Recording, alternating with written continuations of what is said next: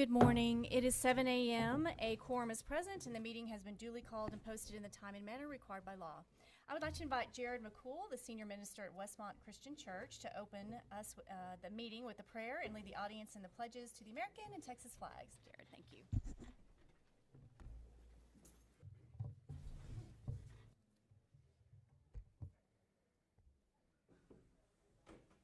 Please pray with me. Holy God, we come before you again today, continuing to seek your leading and your guidance with thanksgiving that can be met together here in this place. We acknowledge you, the creator of all things, and we seek your wisdom to discern the past and for what is ahead. And to this end, Lord, we humbly cry out to you for wisdom, for discernment, certainly for clarity for the board members, of course for fairness and integrity in decisions that continue to be made that affect students and staff. Lord, we pray for continued academic success, for safety, well-being of all the students, the performance that they're able to give. Lord, support for the families facing challenges. We pray for strength and patience and inspiration for the teachers, for all the administrators, for unity and cooperation among all. Lord, we pray for constructive collaboration between the community and the board and all those concerned. We pray for engagement and support for the parents and local organizations, and we pray for creative solutions, Lord, to all the challenges that we continue to face, but we continue to seek opportunities for growth and improvement and innovation, for wisdom financially, to be faithful with finances that are entrusted, Lord, to see problems before they even arise. We pray that you would restore to the board the energy and the zeal that caused them to get involved in the first place. Let it be a sacrificial first fruits in their lives. And ultimately, Lord, we pray that the leadership here would put you in the proper place, that they would submit to your leadership. Lord, that they would recognize that it is your authority that is above all else. May your truth reign here in this place as decisions are made. Lord, may it be your will that is sought. We pray all this in the name of Jesus Christ. Amen. Will you please join me in the Pledge of Allegiance? I pledge allegiance to the flag of the United States of America and to the republic for which it stands, one nation, under God, indivisible, with liberty and justice for all. The Texas Pledge. Honor the Texas flag. I pledge allegiance to thee, Texas, one state, under God, one and indivisible. Thank you.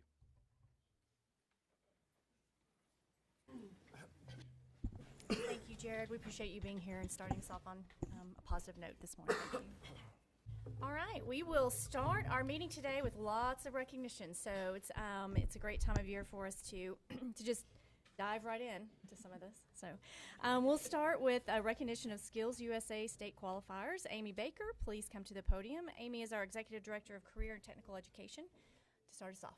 Good morning, Board of Trustees, Dr. Rello. It's springtime. We have some incredible students and parents here today. We're excited to recognize their success. This morning, we would like to start with some success from Lubbock High School in our CTE programs. There are actually two organizations, Skills USA and a new Technology Student Association. Both organizations have state qualifiers. We'd like to start this morning by recognizing our state qualifiers in Technology Student Association. Let's start with Walter Velasco.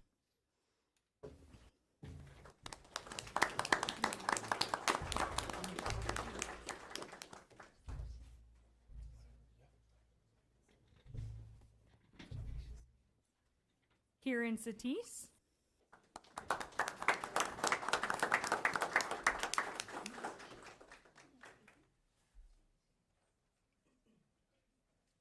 Cooper Hill. I don't think Cooper's here today. Kevin Hinihosa. Thorin Washington. Alexandra Rodriguez Gambino. When you're high achievers, you're involved in a lot of other things all at the same time. Sophia Morris. And those were our Technology Student Association winners. If we'd like to take a picture with Mr. Young and Mr. West and give them one more round of applause for Technology Student Association.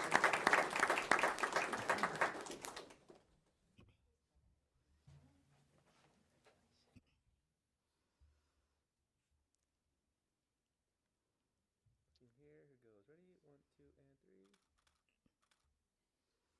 Congratulations.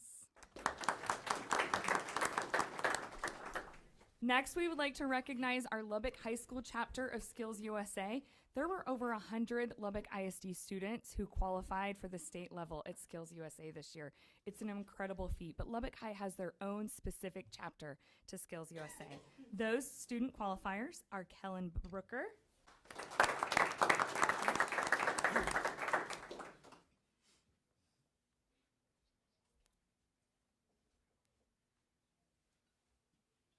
Jaden Collins,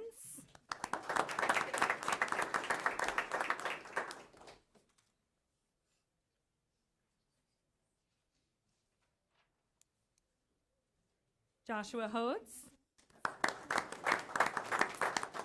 Tyler Pickard, Joseph Johnson,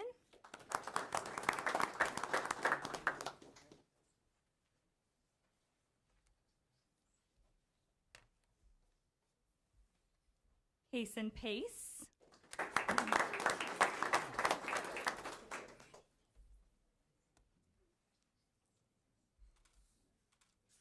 and Travis Rogers.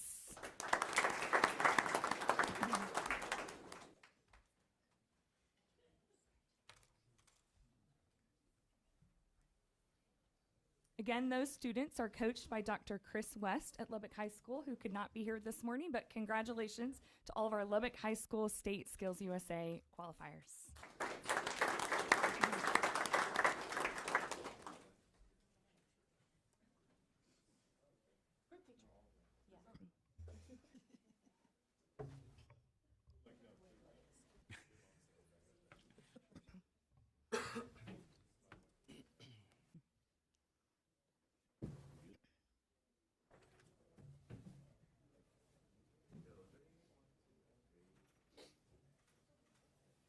We may have a state champion up there, I think.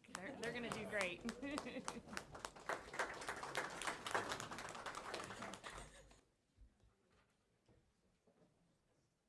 Next, we would like to begin by recognizing some of our state qualifiers from the Byron Martin Advanced Technology Center. This month is Group 1, and next month you will see another 65 students. So we are proud of all of their accomplishments. We will start this morning in our computer programming area. These students were coached by Jeanette Diaz Ramirez. We have 2 students, James Alba Irvin.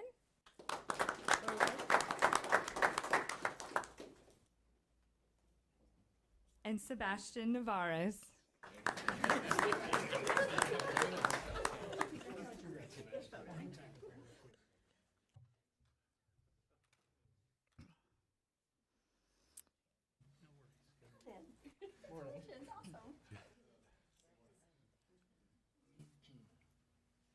And their coach could not be here this morning, but we'd love to get a group picture.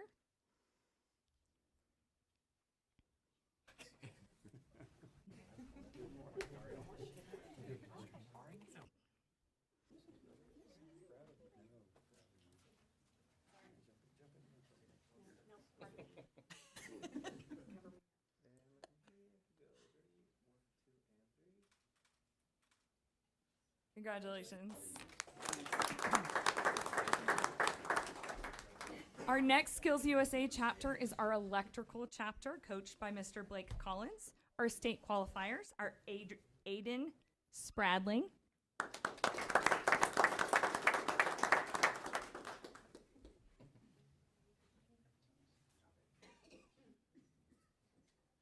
Braden Boyles,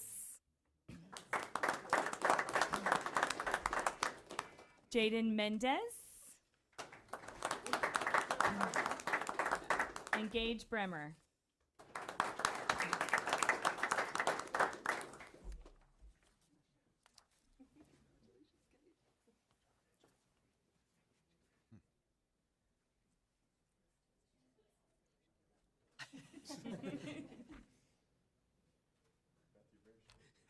Congratulations, Mr. Collins, to you and all the success of your students. Electrical, can we take a picture?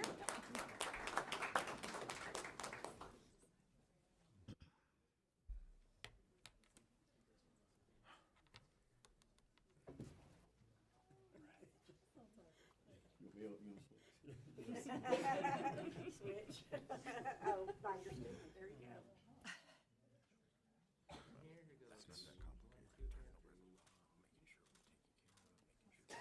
Congratulations. Next up, we have our HVAC state qualifiers, coached by Mr. Ricky Martinez. We have Ricardo Galares.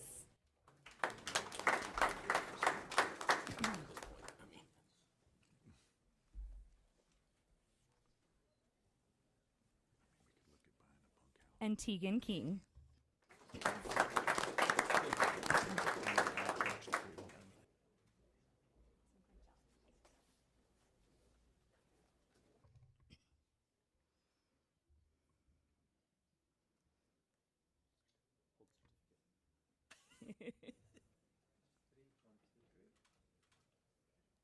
Congratulations, Mr. Martinez, to your students and their state success.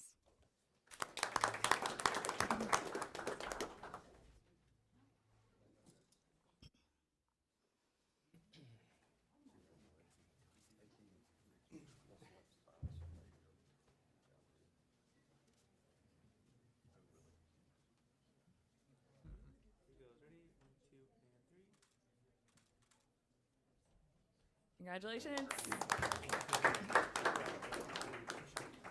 All right, we're keeping up the pace here. We have one student qualifier today in our automotive category, Kobe Hewitt. Is Kobe here this morning? We will move on to our next, we'll clap for Kobe Hewitt. Thank you. We have our next team is coached by Brenda Olden, who also could not be here today, but we have Natalia Mendez.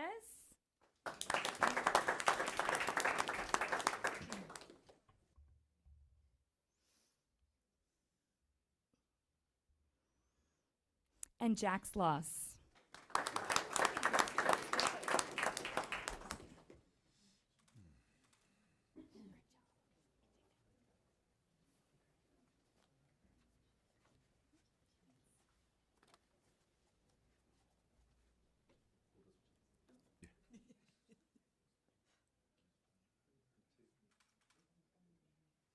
Mrs. Olden was very sad she couldn't be here today, so she said congratulations.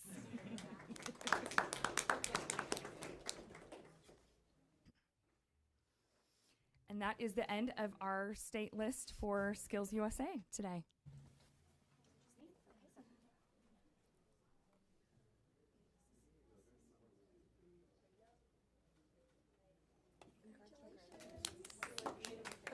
Okay, that's what I thought. I'm like, I have 15 more kids. We have a large group to recognize in our information technology category today. They are coached by Mr. Brandon Grace of the ATC. He also is not here. He's at a cybersecurity training today. But we want to recognize his students, starting with Thomas Max Campbell. Christopher Brown. Alexander Tamouche. And some of these students qualified in multiple events. We have Tristan Garner.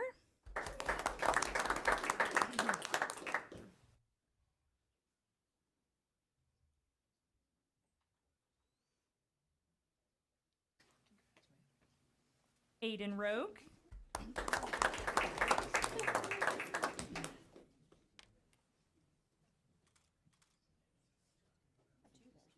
Hayden Jolly.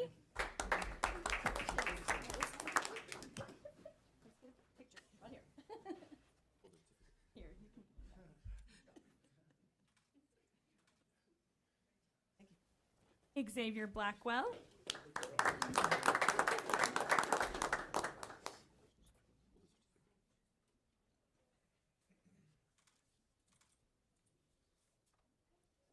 Christopher Brown.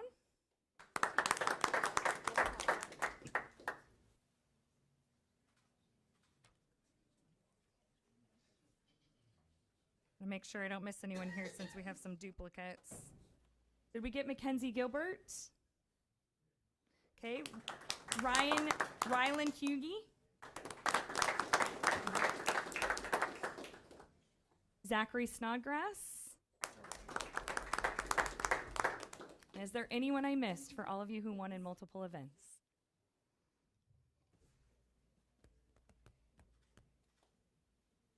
Congratulations, IT teams, coached by Mr. Grandin Grace. Thank you.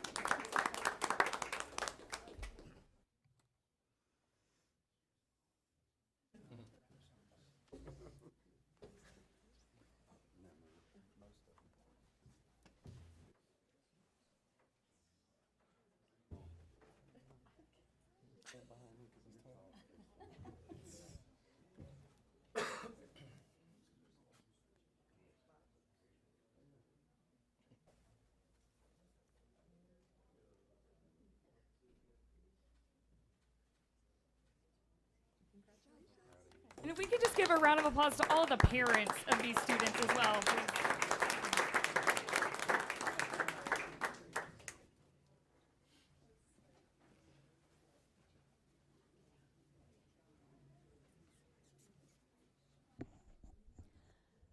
Okay, we are going to move along. I'm going to invite Cesar De Leon. He's our Executive Director of Fine Arts to the podium to recognize our Youth Art Month Spring Exhibition artists.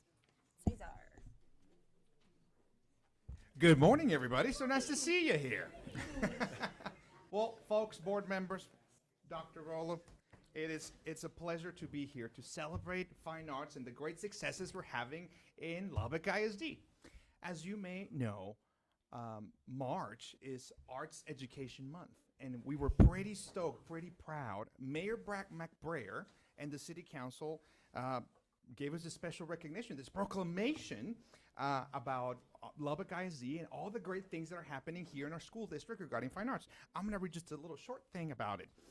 The Mayor and City Council of the great city of Lubbock hereby proclaim the month of March to be Arts Education Month in Lubbock, and encourage all citizens to support these young artists and performers to enjoy their work at public exhibitions and performance events, and to support the arts this month and throughout the year. So if we can give a round of applause to all of our people, we're just so very, very proud. Moving right along, I have some special friends I'd like for you to meet. The artworks of 2 Lubbock ISD students were selected for exhibit in the annual TAEA, Texas Arts Education Association, Spring Exhibition as part of the Texas Art Education Youth Art Month exhibition, or celebration, excuse me. The annual exhibit showcases pre-kinder through 12th grade works of art from across the great state of Texas. Featured students, which is about 1% of all the state. Future students' art is displayed at the Bob Bullock Texas State History Museum during the month of March down in Austin. So I have 2 students that I'm about to introduce you. The students with artwork included in the Youth Art Month exhibition are Arabelle Pitcock from Smith Elementary School.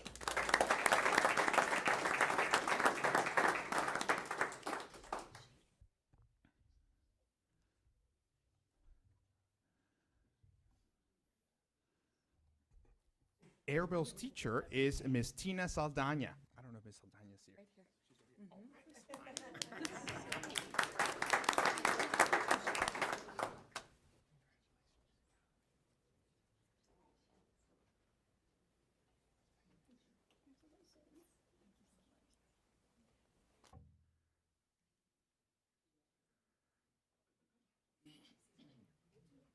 And they will take a good picture. Perfect. And our second student is Carlos Martinez from Lubbock High School.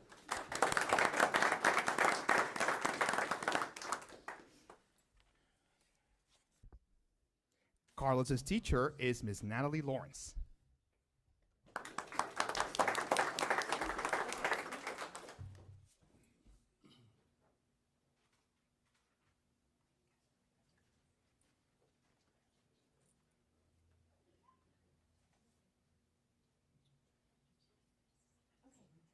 Teachers and principals, if we can come together, that's wonderful.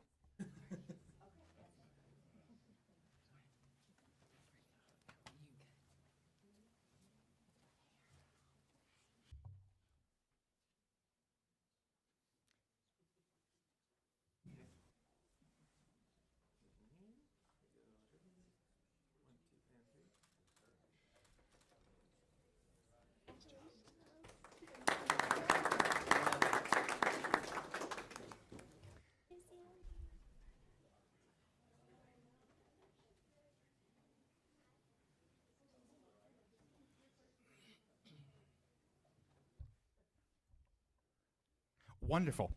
So, board members, next we're recognizing visual arts scholastic event state qualifiers. 5 Lubbock ISD art students advanced to the state competition in the 2025 Texas Art Education Visual Arts Scholastic Event, VASE, which recognizes exemplary student achievement in the visual arts by providing art students and programs a standard of excellence in which to achieve many great things. It is one of the largest competitions for high school students, and it is the equivalent to UIL academic competitions, as you've seen before. The Lubbock ISD VASE state qualifiers and their teachers are: from Coronado High School, we have Ariana Alanis.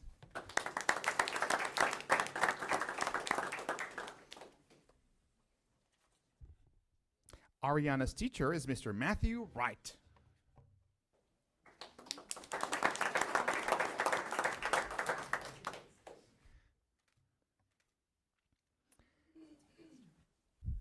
From Estacado High School, we have Melina Puente, who is not here with us this morning, and the teacher is Miss Shannon Walton. From Lubbock High School, we have Evan Martin, who has 2 state works. We're so very proud.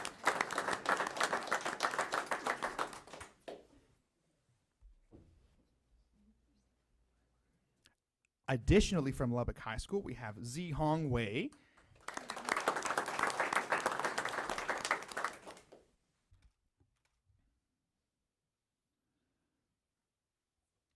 Evans and Si Hong's teacher is Miss Cindy Pennick.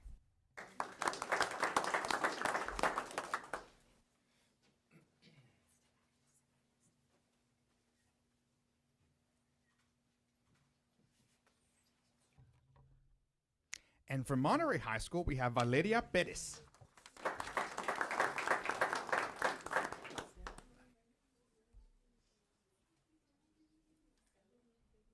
Valeria's teacher is Mr. Leo Camacho.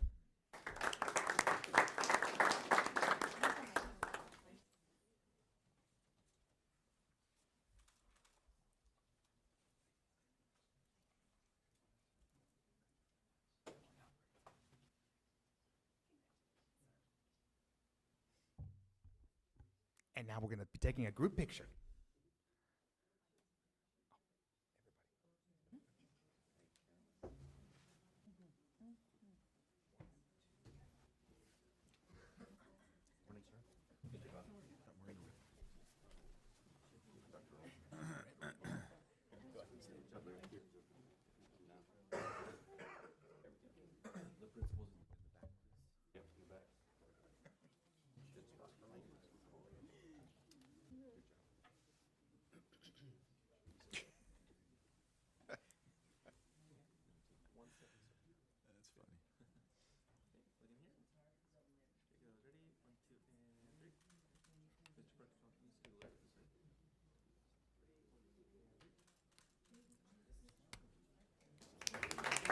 Thank you, thank you, thank you. Did y'all have a good dinner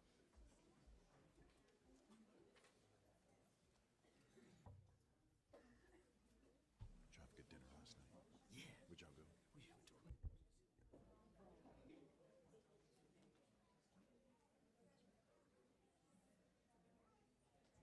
Yeah. Where'd y'all go? For the big bird, for the actual bird. We'll go somewhere to eat some burritos and so we went there, hung out. We stayed there. Theater. Theater.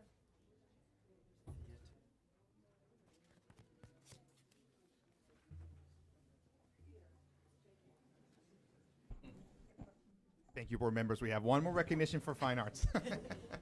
We'll let our students get in, and any parents that need to get in can come in. So next up is our Texas Theater Scholar Distinction Award recipients. So. Thank you, President Bridges. Next is the Texas Theater Scholar Distinction Award recipients. 2 Lubbock ISD fine arts students have been recognized for demonstrating high academic success in overall coursework through the Texas Theater Scholar Distinction Award program.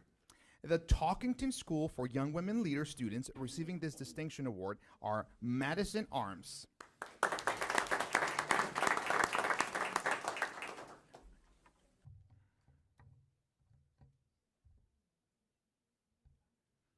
and Leah White.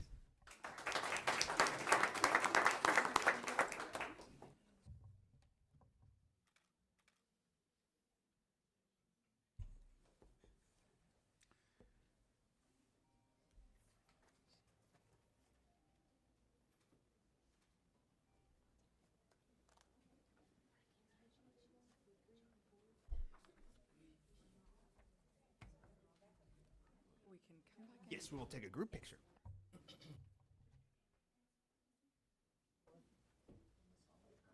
Yes. And Miss Hooper, our one incredible teacher, Miss Hooper.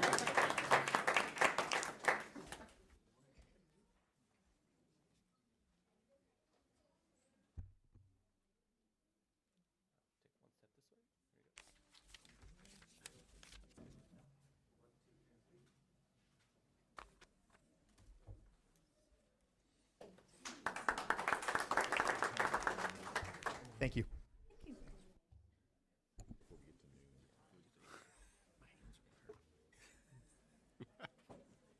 All right, next up, recognition of our Texas History Day Contest State qualifiers. Robin Fulbright, our Executive Director of Teaching and Learning. Take us away. They've asked that I pause for just a second so that if any parents in the room need to go celebrate with their children that were just recognized, you can, and to let other parents come in. If you're ready, Miss Gregg, give it a minute. I will wait on your screen.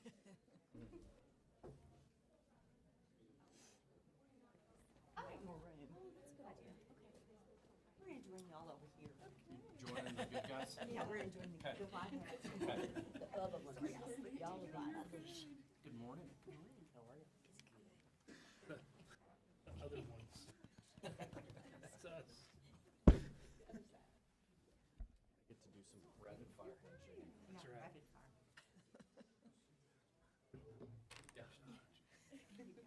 Just this one. Fist bumps.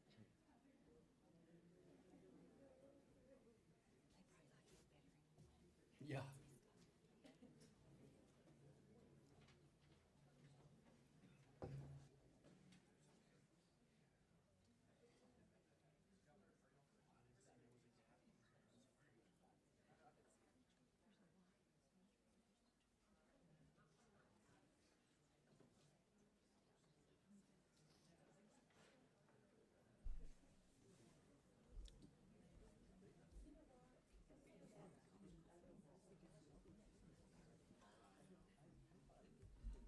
Which is good. It's not taking a charge. Find my iPhone. I do. I've got all kinds of stuff.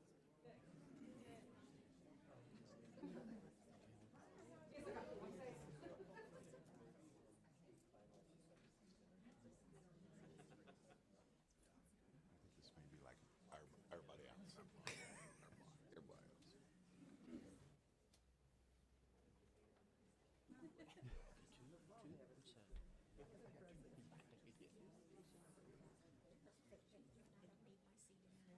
Yeah, there's more seats up here if y'all want to come. There's more seats up here if y'all want to come down to the front. Yeah, come on down.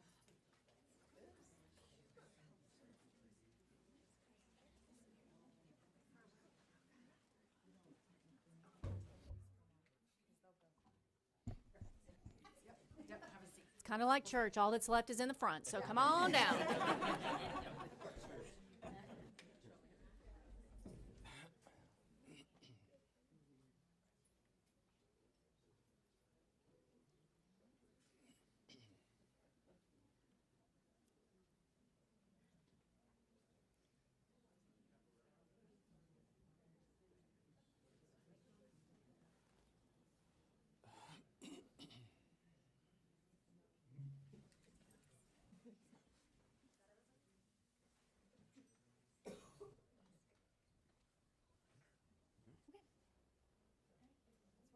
Isn't a full house wonderful? Thank you, parents, for being your bride and groom. Beautiful to see, and I appreciate that. Good morning, board. I'm here today to help recognize our Texas History Day State Contest qualifiers. 20 Lubbock ISD students advanced to the Texas History Day State Contest after strong performances at the Regional Texas History Day Contest this spring. The Texas History Day State Contest is in its 45th year and is presented by the Texas State Historical Commission. Students who qualified to compete at this state contest placed in the top 3% of the students who participated in the Texas History Day competition. The students who qualified for the Texas History Day State Contest are from Hutchinson Middle School, Alba Amaro.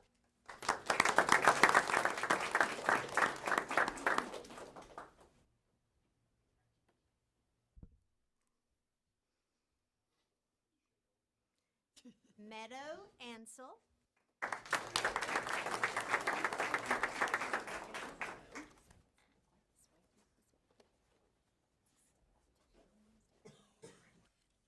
Grace Boyle.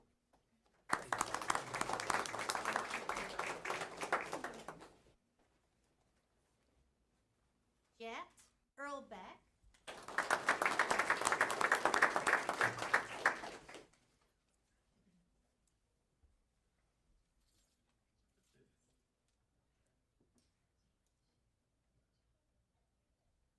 Fallon Lackey.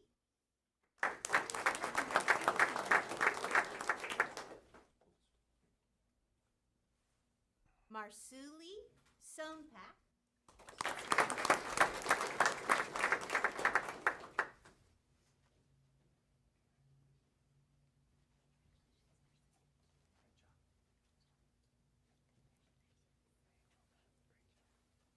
Karolinka Sorovic.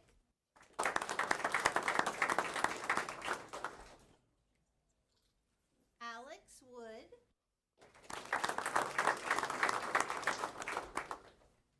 And Lily Van Zant. Representing McCool Academy, we have Kevin Magianis.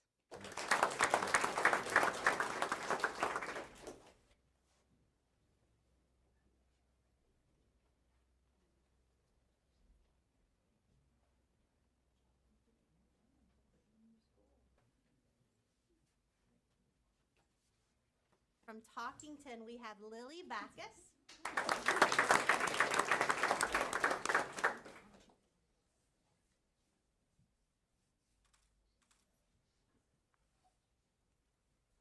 Ashley Buster.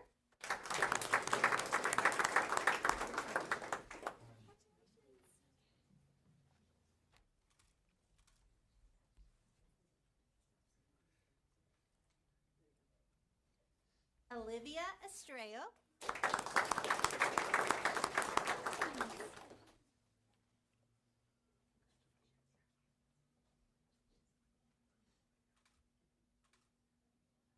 Chloe Luna.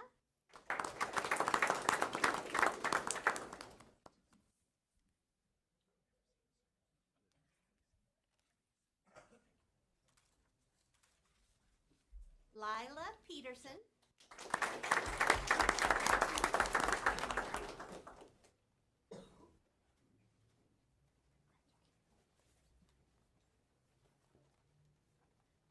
Britton Shekel.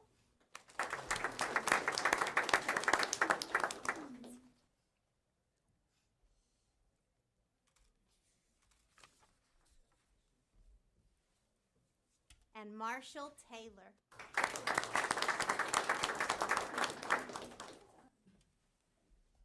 Also representing Hutchinson Middle School, we have Carrillos Aziz.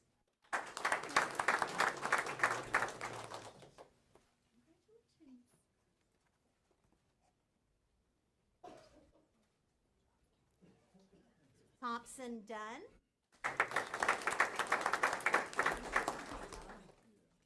Photo though. Let's do photo.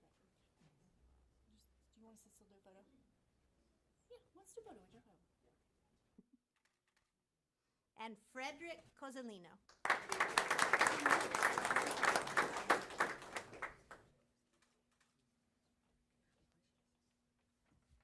We are very proud of these students who will compete the first weekend of April. Take a photo. Take a photo. Coaches and principals.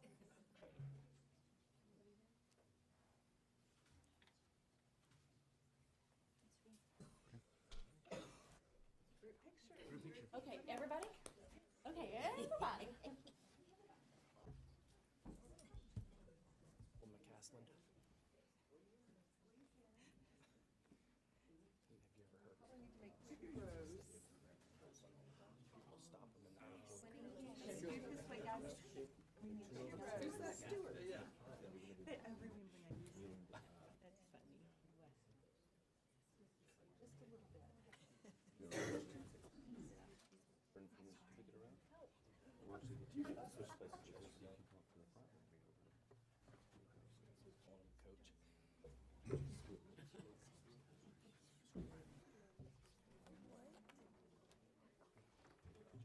People stop them in the airport. They had. Right there, okay? And then front row, we're gonna squat a little bit down, okay? And then hold your certificate up. Otherwise, we were all outside.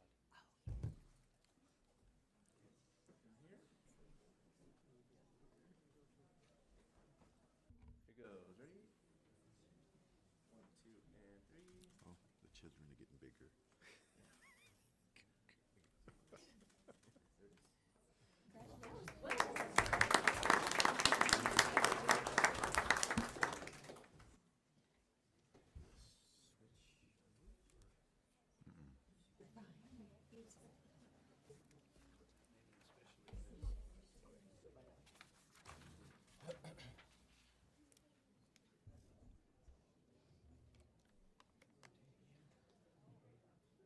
Okay, we probably need a little break. Also, if we need to turn the room a little bit. Next up is recognition of swimming and diving state qualifiers. So give us a second to get set here.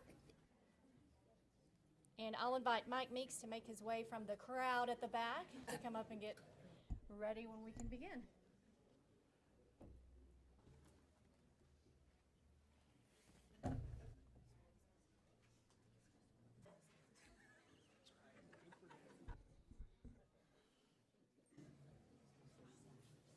We have all the swim parents, right?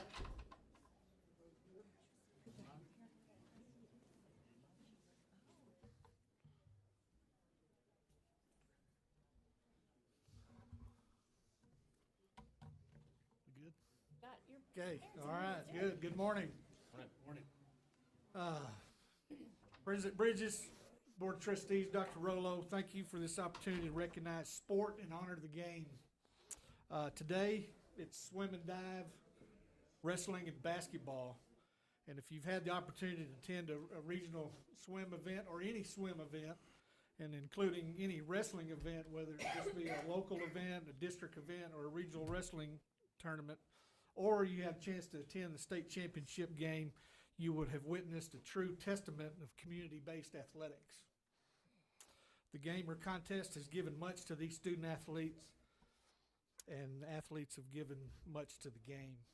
Today, we're recognizing our athletes who have competed at the state level, which is a great accomplishment, and we appreciate this opportunity today. So, swimming and diving. 20 Lubbock ISD athletes qualified to compete at the 2025 Texas Swimming and Diving State Championships in February, hosted at the University of Texas.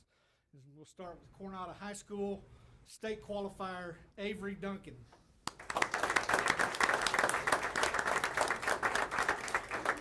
Avery was in the 500 free. She was 23rd place.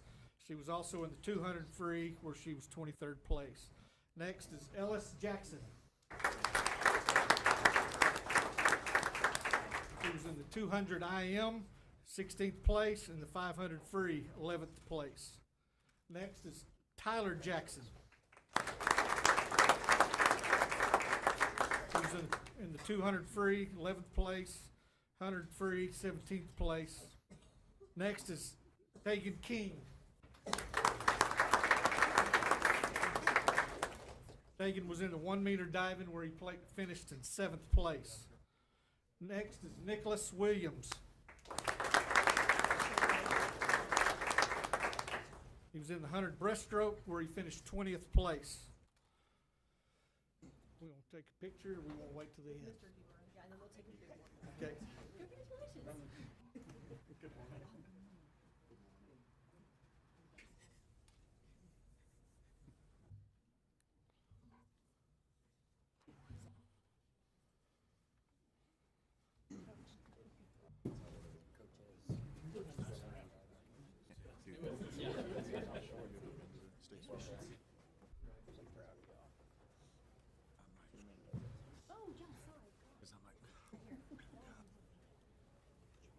Is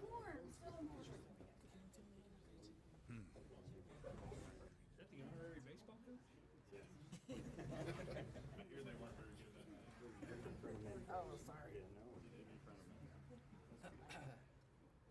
no. Ryan's like, I ain't doing this.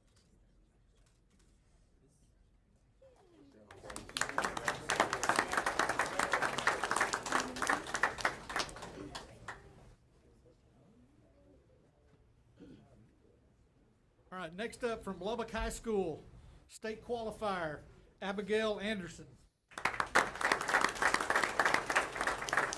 Abigail was 18th place in the 50 free. In the 100 free, she was 13th place. The 200 free relay, 6th place. The 400 free relay, 5th place. Next is state qualifier Claire Conrad. She was on the 200 medley relay, which was 11th place. The 200 free relay, which was 6th place. Next is Zoe Deaver. Zoe was in the 200 medley relay that was 11th place, and the 100 butterfly, where she was 23rd place. Next is state qualifier Stacy Digin. She was in the 200 free relay that was 6th place, 400 free relay 5th place, 200 free 11th place, and the 100 free 7th place. Next is state medalist Emery Fox. Emery was a silver medalist in the 200 IM. She was 5th place in the 500 free. She was on the 6th place 200 free relay, and she was on the 5th place 400 free relay. Next is state medalist Gunnar Hansen. Gunnar was a silver medalist in the 100 breaststroke. He was 10th place in the 100 butterfly. He was on the 15th place 200 free relay and the 9th place 400 free relay. Next is state qualifier Sebastian Iapolo. He was on the 200 free relay that was 15th place and the 9th place 400 free relay. Next is state qualifier Reed Moulter. Reed was 19th place in the 1 meter diving. Next is state qualifier Sarah Poe. Sarah was on the 11th place 200 medley relay. She was 18th in the 200 IM. She was on the 5th place 400 relay and 10th place 100 breaststroke.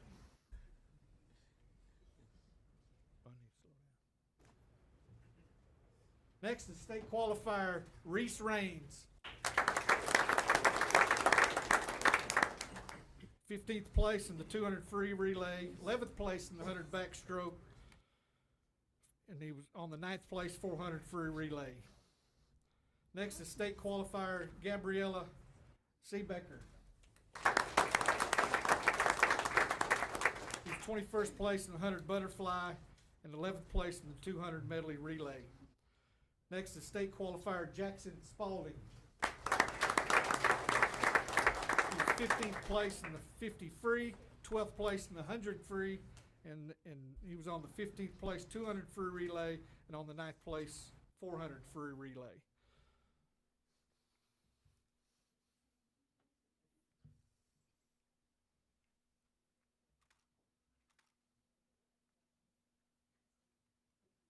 All right, team picture.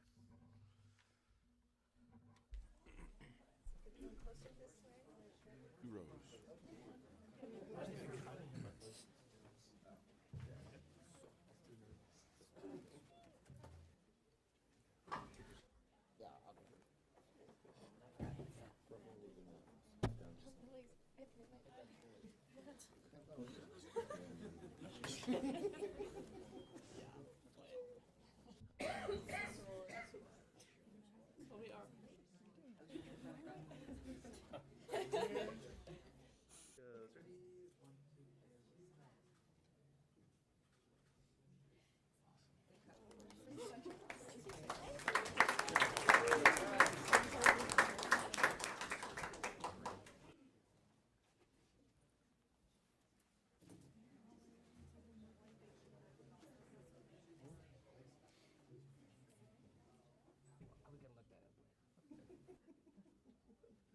All right, state qualifiers, swim and dive state qualifiers from Monterey High School.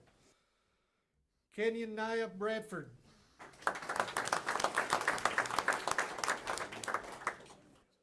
'21st place in the 1 meter diving.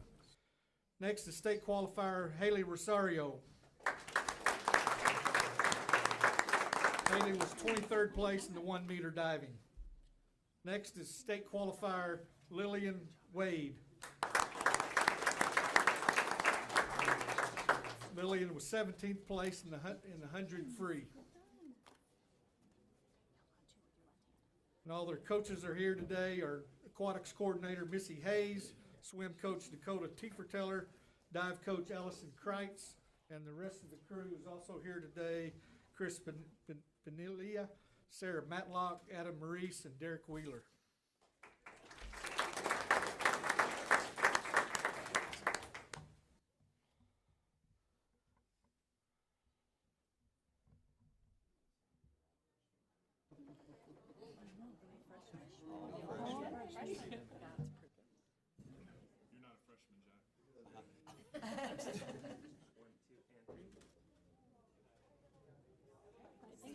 All right, all us. We're doing everybody? Everybody, all swim picture. All in the back. Hey, Coach, please get that way. Yep, come this way a little bit. Yep, he's good.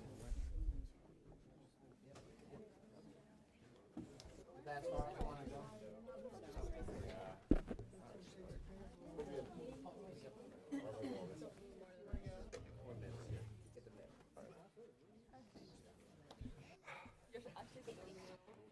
This is him covered.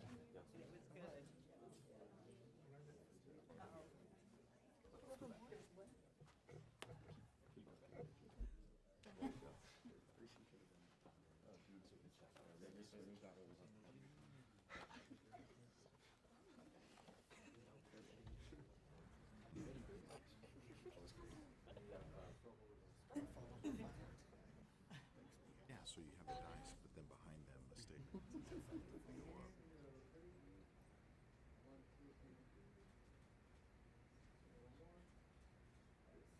All right.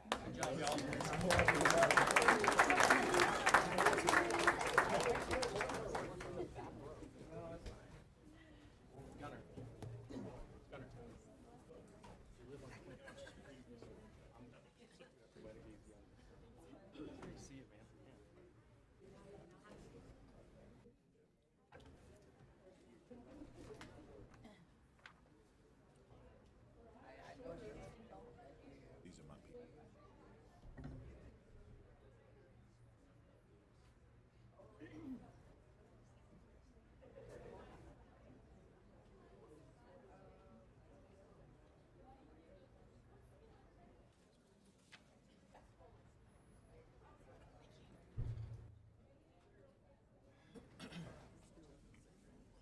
Roll it. All right, state qualifying wrestlers. 12 Lubbock ISD students qualified for the 2025 State Wrestling Championships at the Berry Center in the Cy-Fair, at Cy-Fair ISD in February. The Lubbock ISD state qualifying wrestlers are from Coronado High School. And these two had had an outstanding tournament. First up is state qualifier Zoe Gomez. Zoe finished the season 30-9. She placed 4th and scored 15 total team points for her team. Next is Tessa Urias. State medalist Tessa Urias. Tessa placed 3rd. She was the bronze medalist, and she scored 19.5 team points for her team. They are coached by Corey Nichols. He is here today. And these two girls finished 15th place out of everyone in the state of Texas with a total of 34.5 points. Go on up there, coach. Photo with you two and your coach.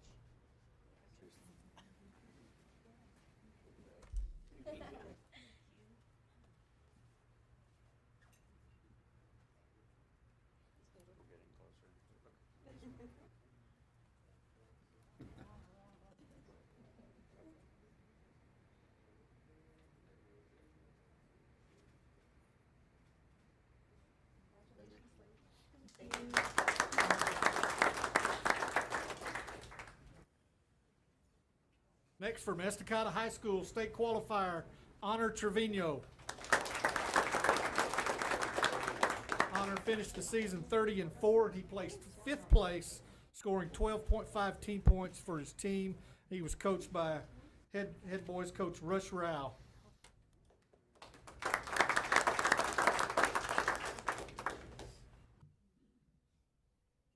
Come on, Rush.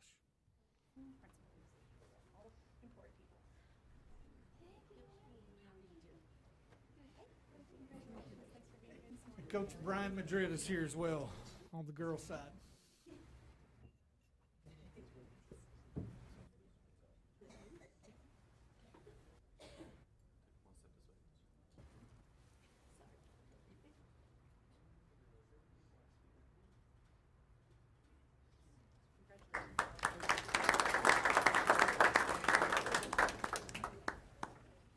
All right, from Lubbock High School, state qualifier, Bo Davis. Bo finished the season 16-6. Next is state qualifier, Enrique Diosis. Enrique was 37-8, and he scored 2 team points for his team. Next is Fernando Diosis. Fernando was 29-16. He scored 3 team points for his team. Next is state qualifier Josiah Medrano. My apologies. Josiah was 33-11. He scored 3 team points for his team. Next is state qualifier AJ Ramos. AJ was 30-6 for the season, and he scored 4.5 team points for his team. Next is state medalist Jackson Russell. Jackson was 31-5 and had a great wrestling tournament, placed second, earning the silver medal, and he scored 22 team points for the Lubbock High Westerners. Next is Madison Pena.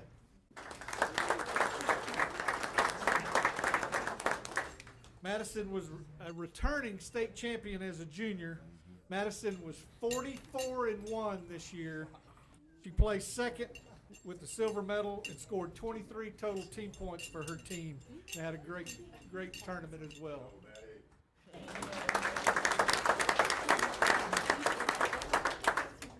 Next is Ariana Criado Silva.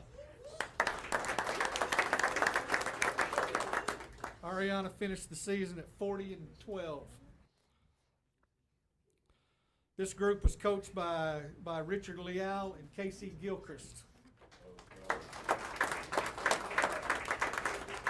The boys team placed 14th overall in the state of Texas with 33.5 points, and the girls team finished in 26th place with 23 points.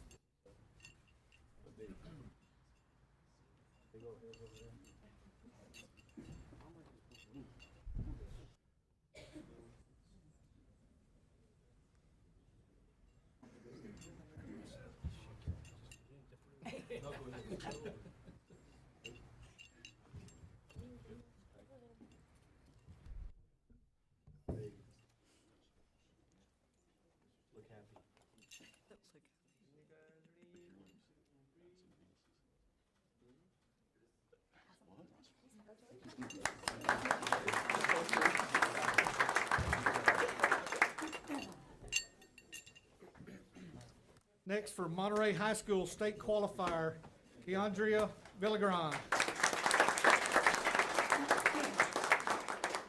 Keandra was 19. I think I got a typo, Keandra. 19. What was your record, Keandra? I have 19-19. I know that's not right. What was your record? 19-9? Probably 19-9. I know that's a typo. And And she was coached by head girls coach Becky Arroyos, and I'm not sure. There she is. Go back. Good. Do you know her record? I think it was 1992.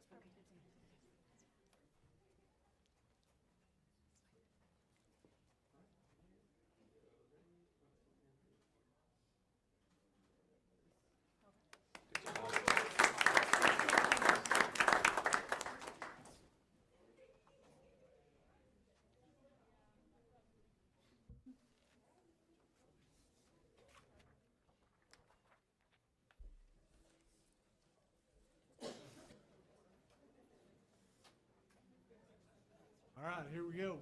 Do we have parents that need to come in too? Or, yeah. Which? We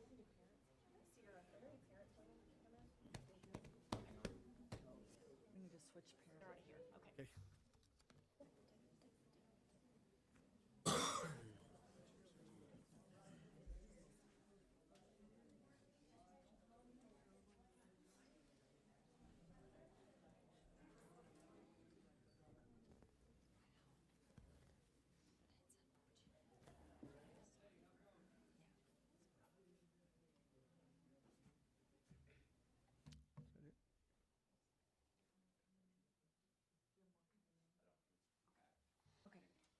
All right, here we go. State championship basketball. How about that? First off, on behalf of this team, we left you a little prize on your desk this morning as a remembrance of the state championship. Okay, and I hope that the token of your appreciation will be long-lasting memories. Okay, the 1981 team is still talked about today, and so will this team that is standing before you today. And the 1981 team is in the Lubbock ISD Hall of Honor, was inducted a couple years ago. And ladies, there will be a day for you. There will be a day for you to come back and be inducted in the Lubbock ISD Hall of Honor, and we look forward to that day. So here we go. The Monterey High School Lady Plainswood basketball team are the 2025 Class 5A Division II state champions.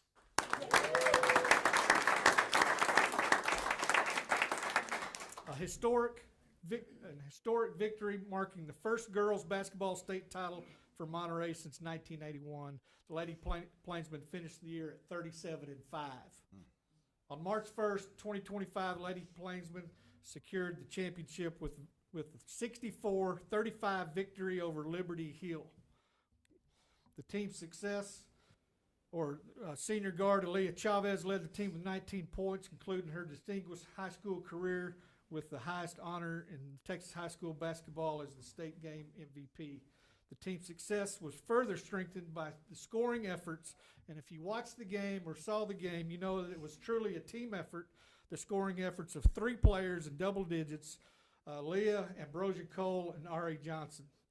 Lubbock ISD proudly celebrates the 2025 Monterey High School Lady Plainsmen basketball team for their historic championship and their exemplary demonstration of sportsman dedication and excellence.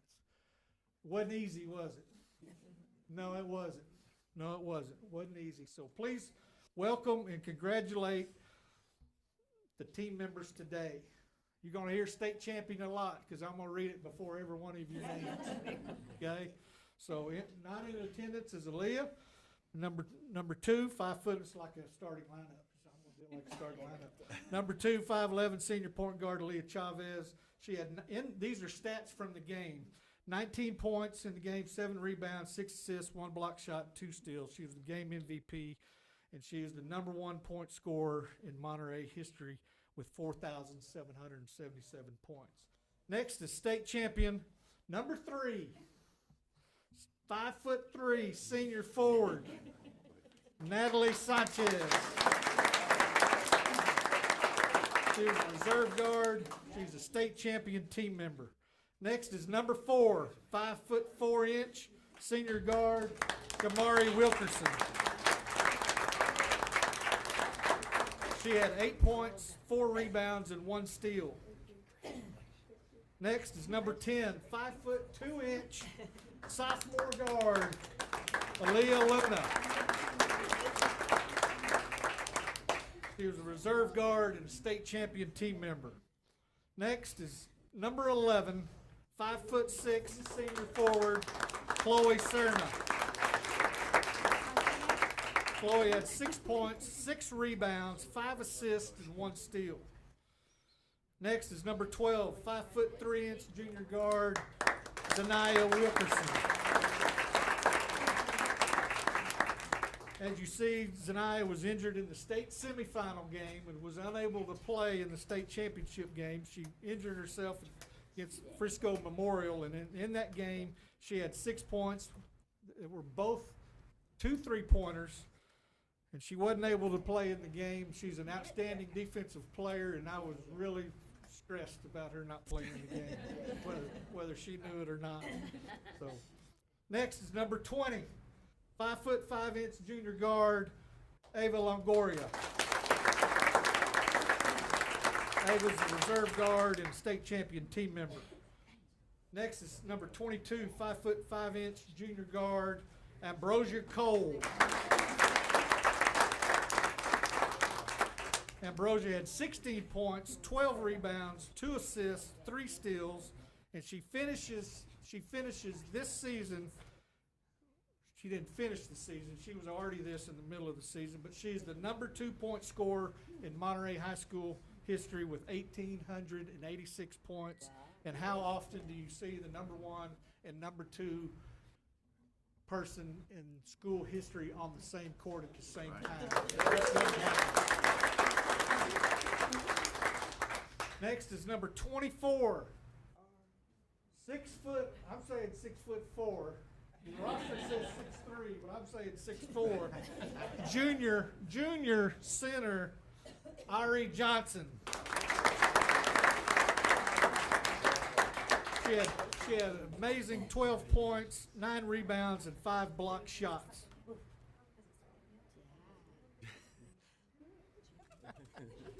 Next is number 25, 6'1" senior center, Triana Richardson. She was a reserve center, and she was a state champion team member. Next is number 55, 5'2" senior guard, Jasmine Holloway. She had 3 points and 1 rebound in the state championship game. Next is manager Kendall Bell.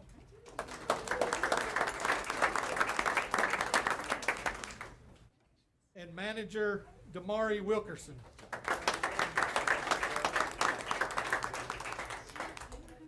believe their coaches are here. Our trainer, Kyler Templeton, is not here, but our coaches, Courtney Kelly, John Bishop, Shayla Torres, and Coach Jill Snyder.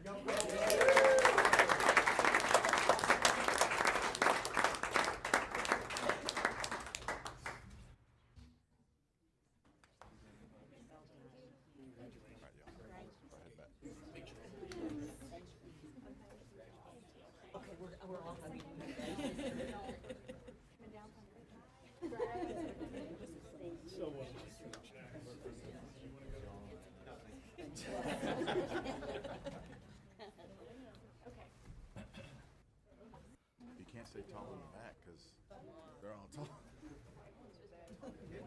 Everybody be on the back row.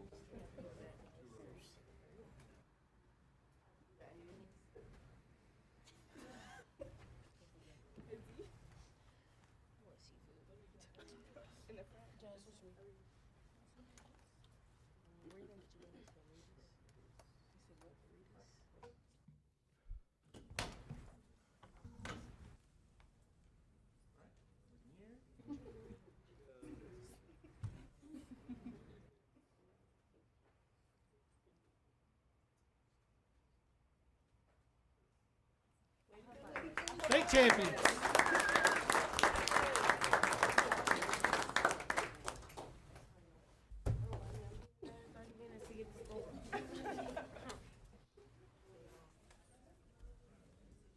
me go ahead.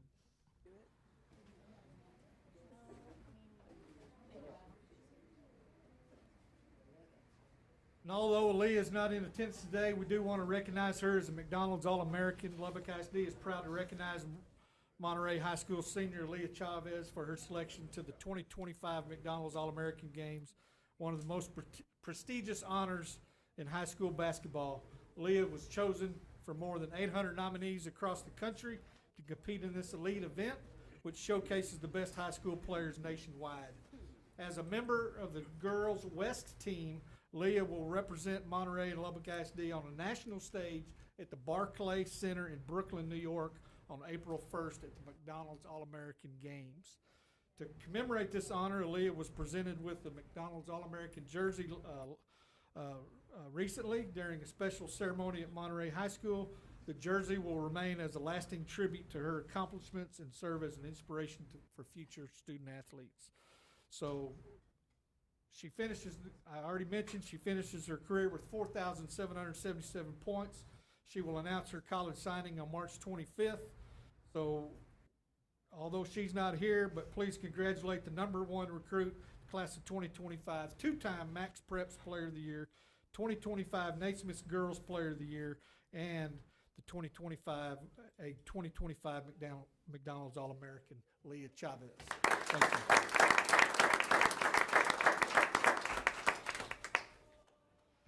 All right. Thank you, everyone. It's always wonderful to see all of these student athletes and smart kids and academics and parents and teachers. Thank you. All right. An executive closed session will be held under the provisions of Texas Government Code, Chapter 551. It is 8:08 a.m., and we are adjourned to closed session.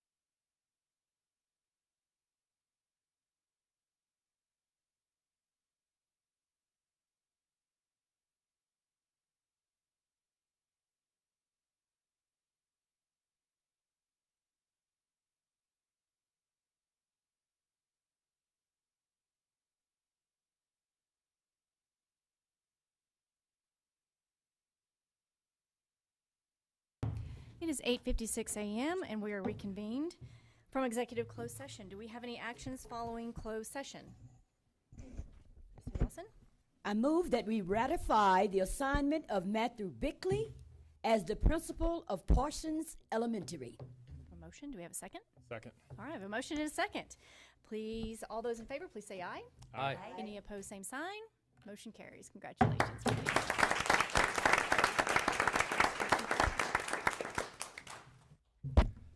Good morning. Morning. Dr. Rollo, President Bridges, fellow board members. I just want to start by saying that it has been an absolute honor being able to serve the staff, the students, and the families of Hodges Elementary, and thank you all for your trust that you've put into me here a year ago to continue the work that Alice and I started and to really see them through to the end.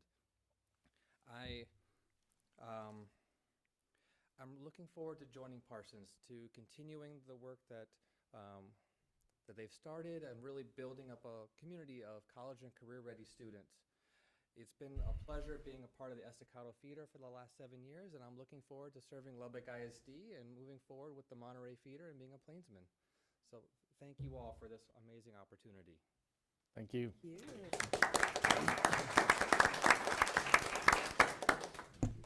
Congratulations. Oh, yeah. Go back up. Let's start over. I would be remiss if I didn't recognize being joined by my girlfriend, Lizzie Solorzano, and all of her support through this process. So thank you for being with me and being patient with me through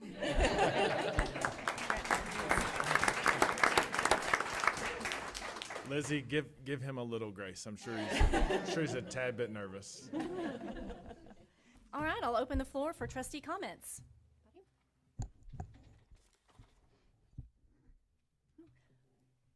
Well, we're all taking turns. I think, boy, this one more time, we all say this, but what a great opportunity when we are able to recognize the fine arts. We're able to recognize career and technical education, athletics. I did wear my Columbia blue, but it's on my pants, so you'll have to wait till I stand up. But as a former Plainsman, and remembering when women's basketball at Monterey High School was intramurals when I was a student there, and how awesome that we've been able to support women's athletics and have these Lady Plainsmen who have made it all the way to the state championship. So lots of excellence across Lubbock ISD. That's why this district is worth investing your children and your time and your money. And I'm so proud to be a part of Lubbock ISD and the great work going on. So. I think, again, this morning, and I know sometimes people feel like the recognitions can be long. I think it's so cool that so many kids got recognized for so many different things. Half of them I have no clue what it means or what you do, but I think it's really cool that we literally have a place, to Nancy's point, where every kid can plug in and feel like they're part of something more than just being a student. And I know for me, in my experience, that was a huge deal. Being part of something that was more than my family or myself or whatever. And so to the teachers and the coaches who support these students and their families, it's amazing. And then to Mr. Bigley, congratulations. You will get acquainted with Mr. Perkypile, and so if you're not wearing Plainsman blue by end of day, I regret to inform you that will be a rough start.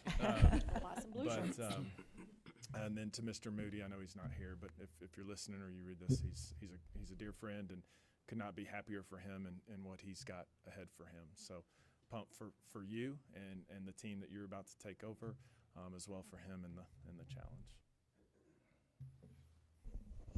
Dr. Rollo, any comments? I just want to say thank you to Matthew for the work he has done at Hodges and the work that he and Alice Jimenez did for years before she went to Bean. We know that you will do a fantastic job at Parsons, and we are extremely proud of you and your leadership.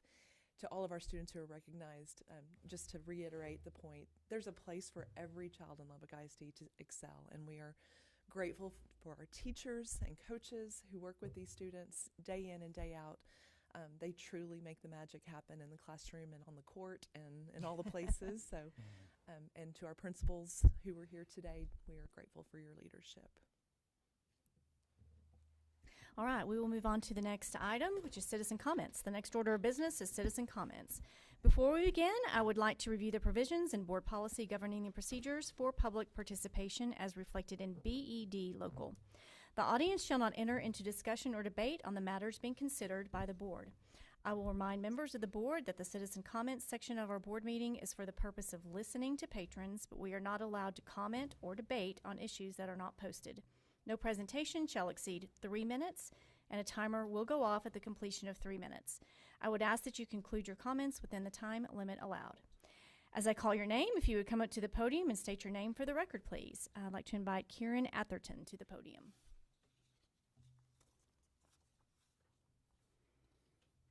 Kieran Atherton? Okay. I'd like to invite J.C. Garrett to the podium.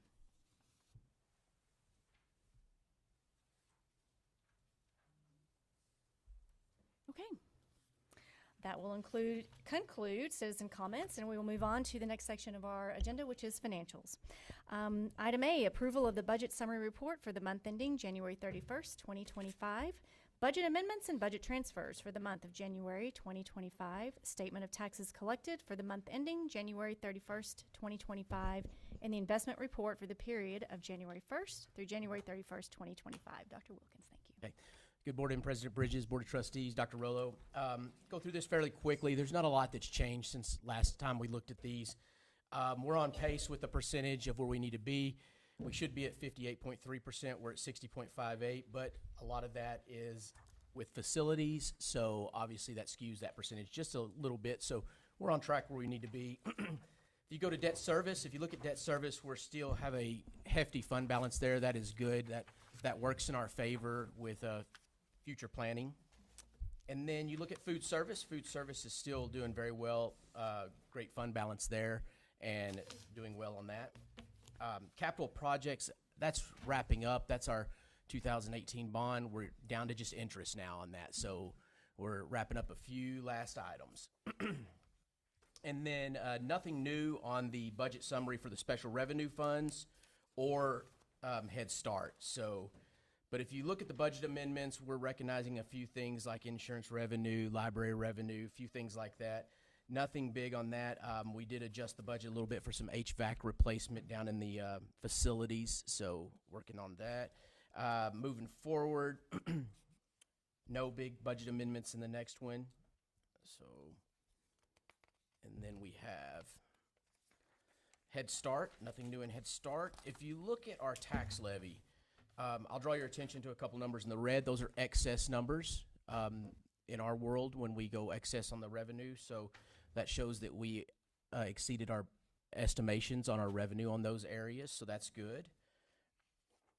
And then we're actually collecting just a little bit more than we did last year at this time, so we're sitting at about 50%, so that's really nice.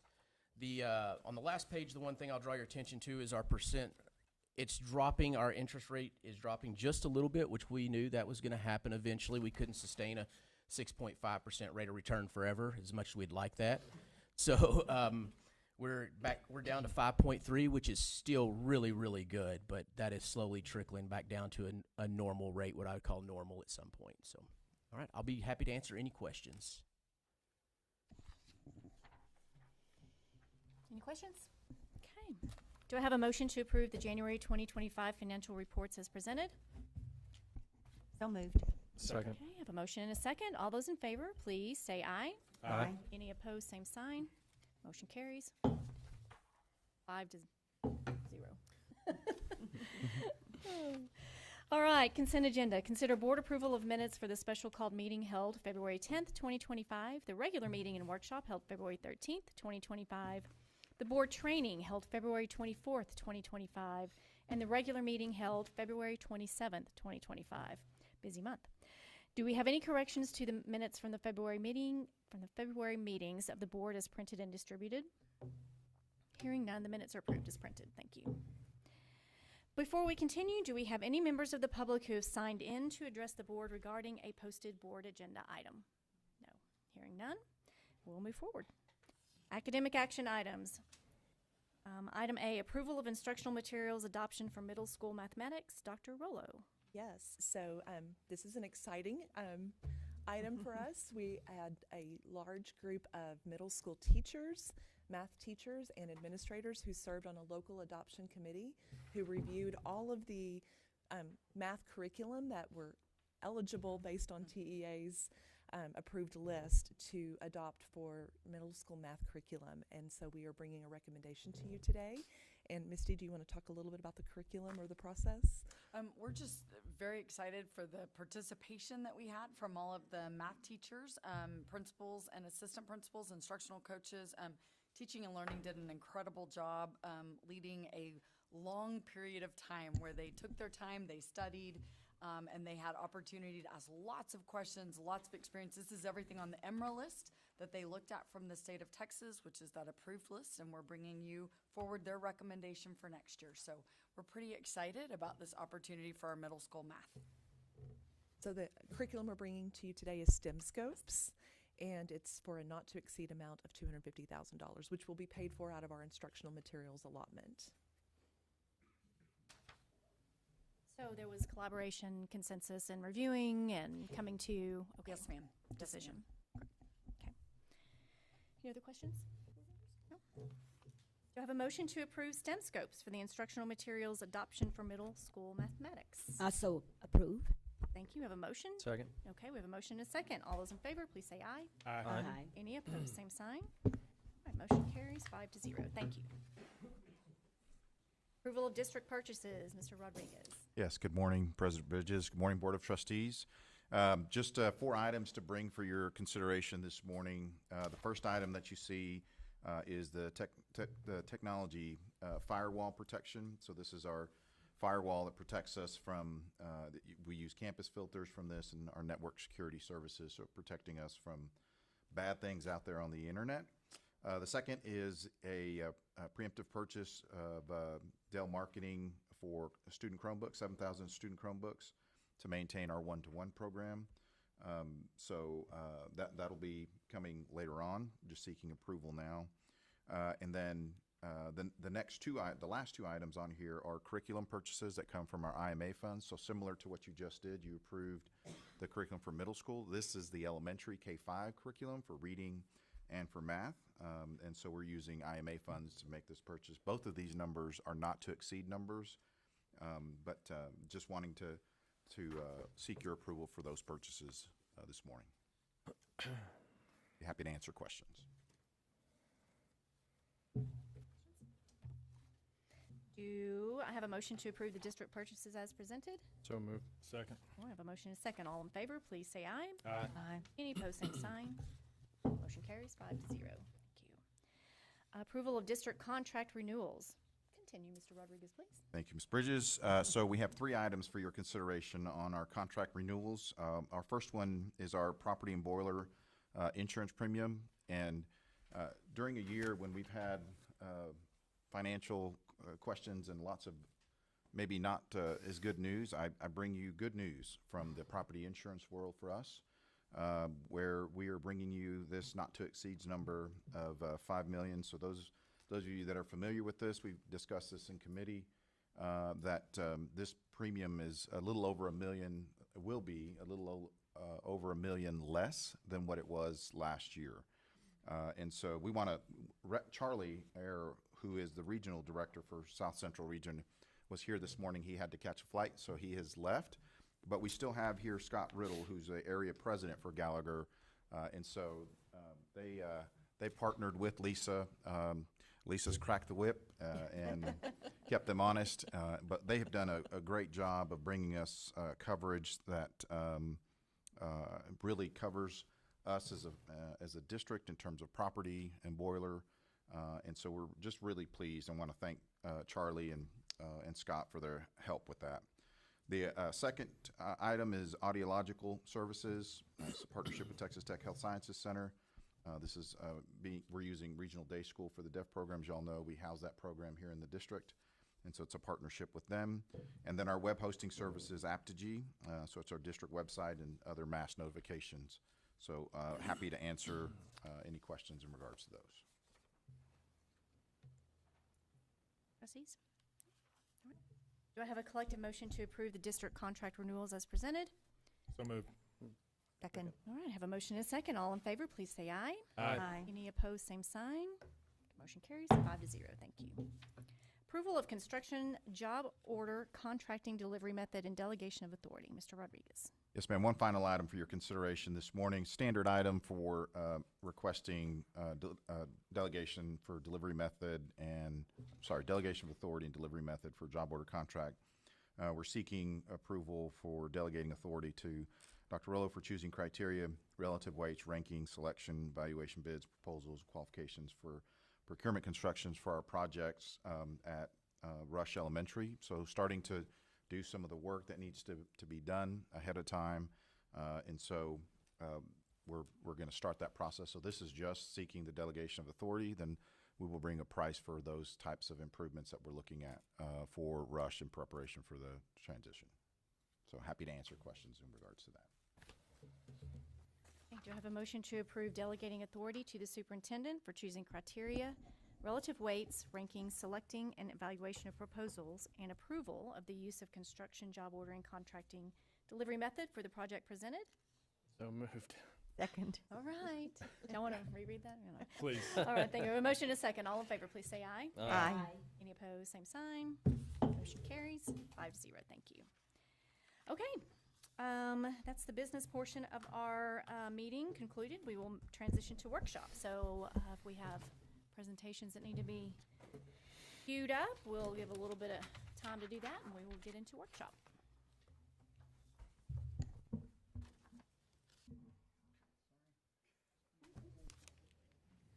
Who's first? First up, we have leadership development pipeline.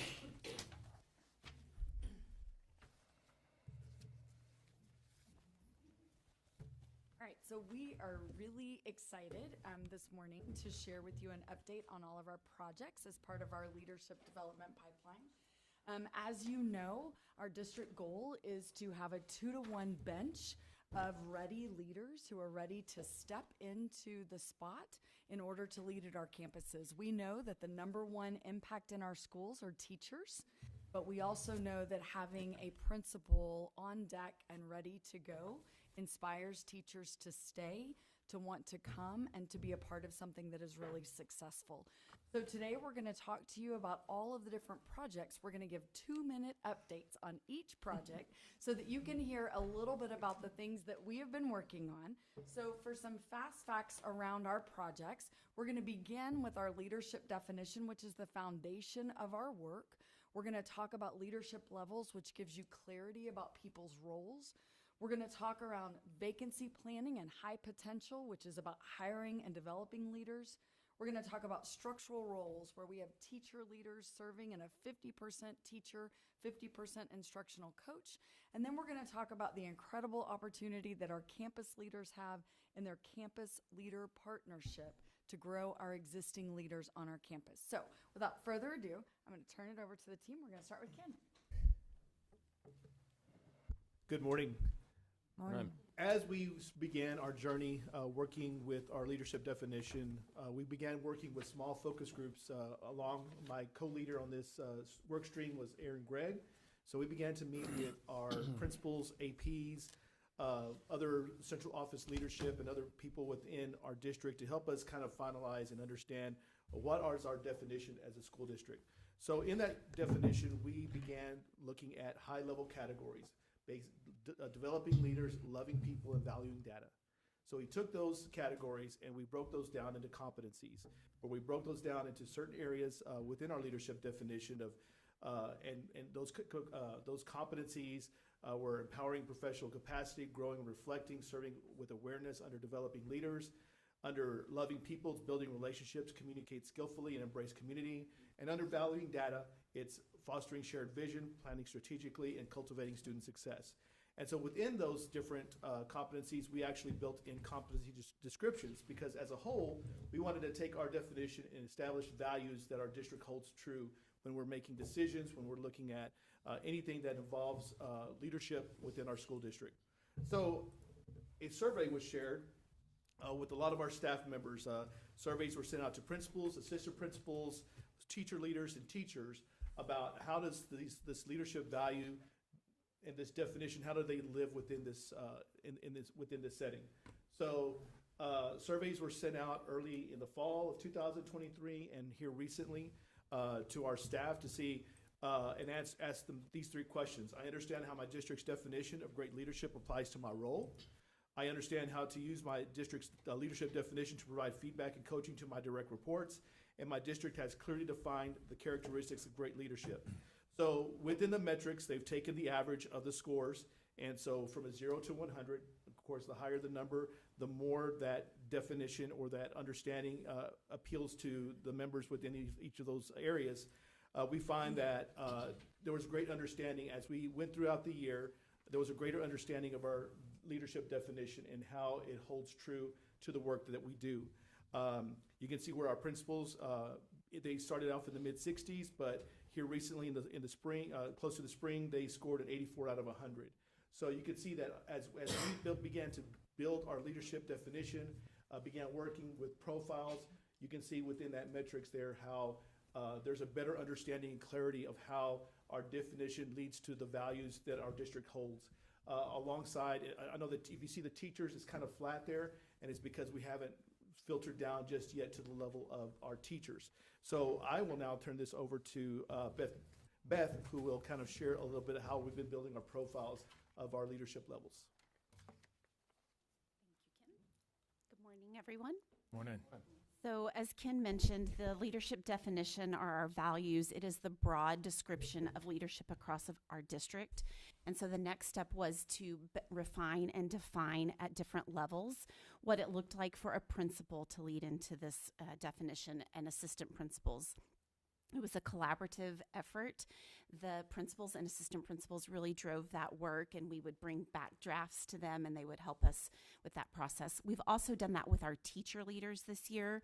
They have helped us with the teacher leader profile as well as a teacher profile, and we're still refining that. We're on our final draft. They will see that in the next couple of weeks and give us their final feedback. But it just really clarifies what behaviors, what things we should be able to see in their actions that are aligned to our leadership definition. So it's really just provided clarity to everybody in their own role. And next, I'm going to turn it over to Crystal and Amy. Good morning. We have been working on the vacancy planning cycle. And so in the past, when we would be at about this time of the year, we would know that here come principal vacancies, and sometimes we knew and sometimes they were a surprise. So we are working on building systems where we can forecast those vacancies a year to 2 years in the future, with the goal for us to have 2 ready leaders for every principal vacancy that we may be having in the forecast. So what we have done is we've taken that leadership definition that is the base of all of our work and the competencies that are there, and we have developed a new tool that we've used with our principals and with our assistant principals called the Has It Needs It document. It looks at the competencies that they need to have in order to step into that role, and it also looks at the experiences that they need to have in order to be a ready leader. We've taken that a step further after we got some feedback from our principals and assistant principals and did some refinement, and we have now created a readiness assessment tool. And so all of our principals over the last month completed that tool for each one of their assistant principals, and they were able to drill down to each one of those competencies, determine if they have it, if they need it, and provide us with some evidence. So that gives us a great idea of who we have for our next batch of ready leaders. Then it also lets us know who will be ready in 1 to 2 years or 2 to 3 years. For those folks that aren't in that ready now batch, then we can go in and dig into that very specific feedback that the principals gave us in order to help them develop stretch activities. So those stretch activities can be completed on the campus and with our growth and help, and they can come in and be ready to grow and be ready to step into that role. Okay, and then the next piece of the vacancy planning cycle that we wanted to talk about was actually the hiring process of the principals. So that first piece is soliciting feedback with the principal profile that Beth referred to. Then, of course, the applicant submissions. And then after that will be the pre-screening. So we'll actually have a committee that goes through the applications and see how their experiences align with the profile that we're looking at. Then it leads to the performance task that they will complete for us. Next will be a committee interview. One thing I want to point out in here that is a little different is that anyone that sits on the committee for the interview will go through an anti-bias training. So So that's kind of a unique thing that we're putting into place through this vacancy planning cycle. The last thing is the final interviews with Dr. Rollo, and so we'll submit 2 candidates to her that she's able to then go through final interviews with. And then one of the things I'm super excited about as we work to continue to develop our leaders is this last piece where anyone that was not selected as the final principal will be given feedback based on their interview, based on our criteria that we were using. If it's someone from outside, the district will also, give them that opportunity to get that feedback as well. But look forward to using part of that as a growing tool for in-district people that apply.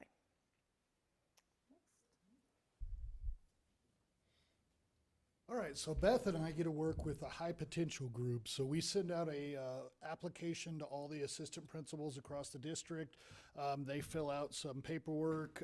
They do an activity on how they grow on their campus. They do a video, and then through that, there was 5 of us that graded them on a rubric, and we took the top 10. And so we've worked with these top 10 assistant principals this year, and the message we talked to them about is what got you here won't keep you here.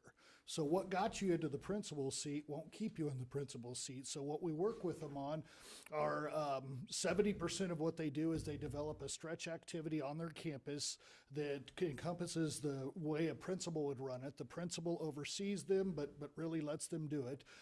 And so they have to delegate, oversee, and do some sort of change activity on their campus. 20% of their work is triad coaching, where Beth and I go out and sit with the candidate and sit with the principal, and the 3 of us to reflect and talk about how they're doing on that and how they're growing. And then 10%, they come to 6 different sessions throughout the year where we've developed different activities that we talk to them about. So it's not technical skills, because we have a way of teaching them that when we start, but it's like emotional intelligence. How do you deal with upset parents, staff, people, and things like that?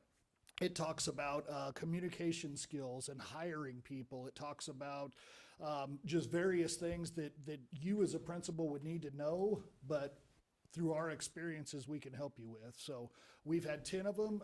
They're next week and after spring break presenting their capstone projects to the cabinet. The cabinet, Misty and Beth and I will grade them on a rubric. Everybody else on cabinet will give them a glow and grow, and then we'll go back and we'll help them with that. So it's hard to believe that we've already finished with our first cohort of this. So we're excited to launch our second cohort application based on feedback from this group. They wish that we could have started earlier in the year, and so that is what we are doing, and we're going to launch the second cohort this summer so that they can really start and launch their project at the beginning of the school year. And then the other piece that we're working on with this is developing a cohort of people that are aspiring to become assistant principals, because we know that that is a need that we have as well. And it will follow this same model. So that'll be coming in the fall. So we're really excited about that opportunity as well.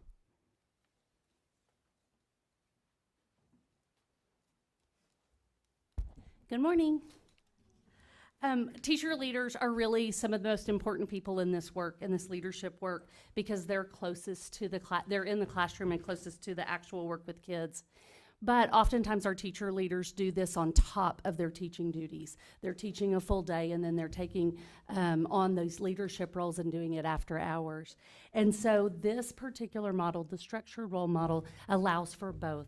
It allows for teachers, our very strongest teachers, to teach part-time, 50%, and then lead part-time. That leadership involves release from their class to work in PLCs, to provide observation and feedback, to coach other teachers, to sit down and plan with teachers as needed. And so next fall we will be piloting in 6 campuses, Miller Elementary, Bean Elementary, Cavazos and Atkins Middle School, and Coronado and Monterey High Schools, this structured role, teacher leader role. What's really nice about this role as well is that the teachers, because they are in the classroom 50% of the time, they're also still eligible for TIA. So they can continue to be that strong, wonderful teacher, but also provide that leadership for others. We had an overview session on March the 10th, And we invited anyone that was interested, any teacher that was interested in this teacher leader role. We had over 70 people that participated in the Zoom meeting because they were interested in it. We will be sending out that application. It'll be available at the end of the month.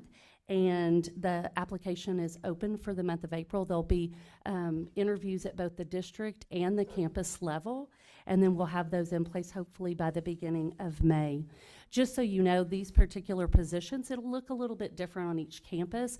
These are funded through their existing title funds. So the campus principals are shifting their funds around to make this happen. It's not anything that's an additional cost to them. So it'll look a little bit different on each campus. It'll depend on how much they are able to allocate for it, and then what areas of need they want those teacher leaders to really focus on. So we're excited about this for next year as well.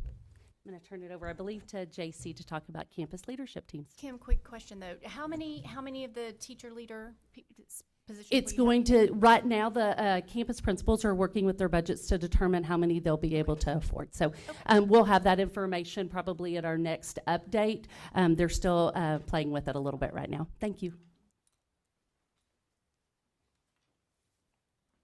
Good morning. I'm JC Underwood, the principal at Smith Elementary and the lone brave principal here with this great group. I'm kidding. I'm excited to be here with you all to talk about the Campus Leadership Program and the teams that I've got to be a part of this year as we've started our first cohort in CLP. You can see a picture I placed on there with our great Lubbock ISD team who's been a part of this so far. Smith is one of 6 campuses who embarked on this journey. We applied last year in January and February, and we were selected. And I started my work in June, and we had our first session in July. So we've been, and you can kind of look at the visual here of the POP journey. So we have almost finished that blue side of the chart. And just some of my big takeaways, I asked Misty, I said, well, how long do I get to talk? I could talk about this forever because it's been such a great opportunity. But the work that we've done has really helped me as a leader. A ton of work and time has been invested in helping refine those leadership skills of coaching teachers, of working and building highly effective teams, and then just working to continue to support the people. And just a new idea, excellent practitioners from all over the United States that work with us. And the most incredible thing that we've done through the majority of our time has been working on our problem of practice and really digging into the data at a different level. We're all focused on mathematics instruction. In my group, I get to work with a team from Corpus Christi, a team from El Paso, and Seguin. So it's very diverse, very different. And at Smith, we've been working very hard on looking at our kids who aren't meeting their growth measure and who aren't also performing at the meets and masters level. And so really some refined work of working with our teachers in 4th and 5th grade math, identifying our students, and we're been in the process of trying out the root causes. What's impacting these students? Why are we not seeing that growth? What are the causes? What can we do about that? And we've started our action plan cycles where we're really working to improve that instruction for those students. So we are almost finished with year 1, and then we'll start year 2 in the summer. And then at that time, I'll get to take 2 additional teachers with my team, and all 6 of our schools will.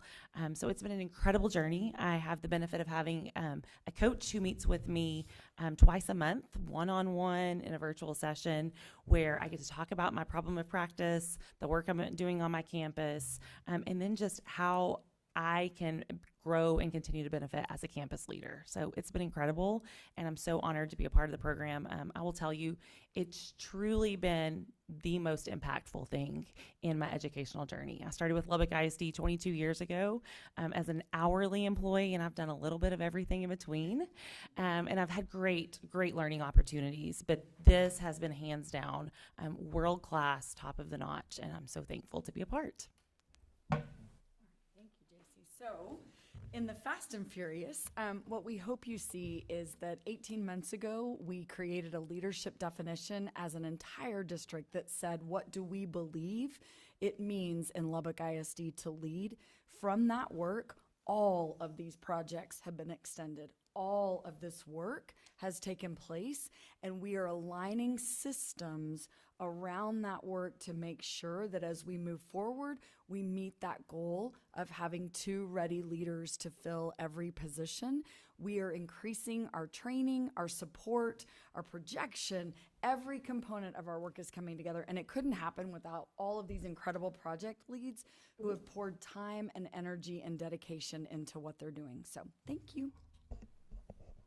Thank you all. Thank you. Thank you. Thank you. Thank you, everyone. Any Thank you questions? so much. The only question I would have is, and I don't know how you quantify this, but I'd be interested to see, and JC, since you spoke, I'll use your campus. I'd be interested to get some feedback from the staff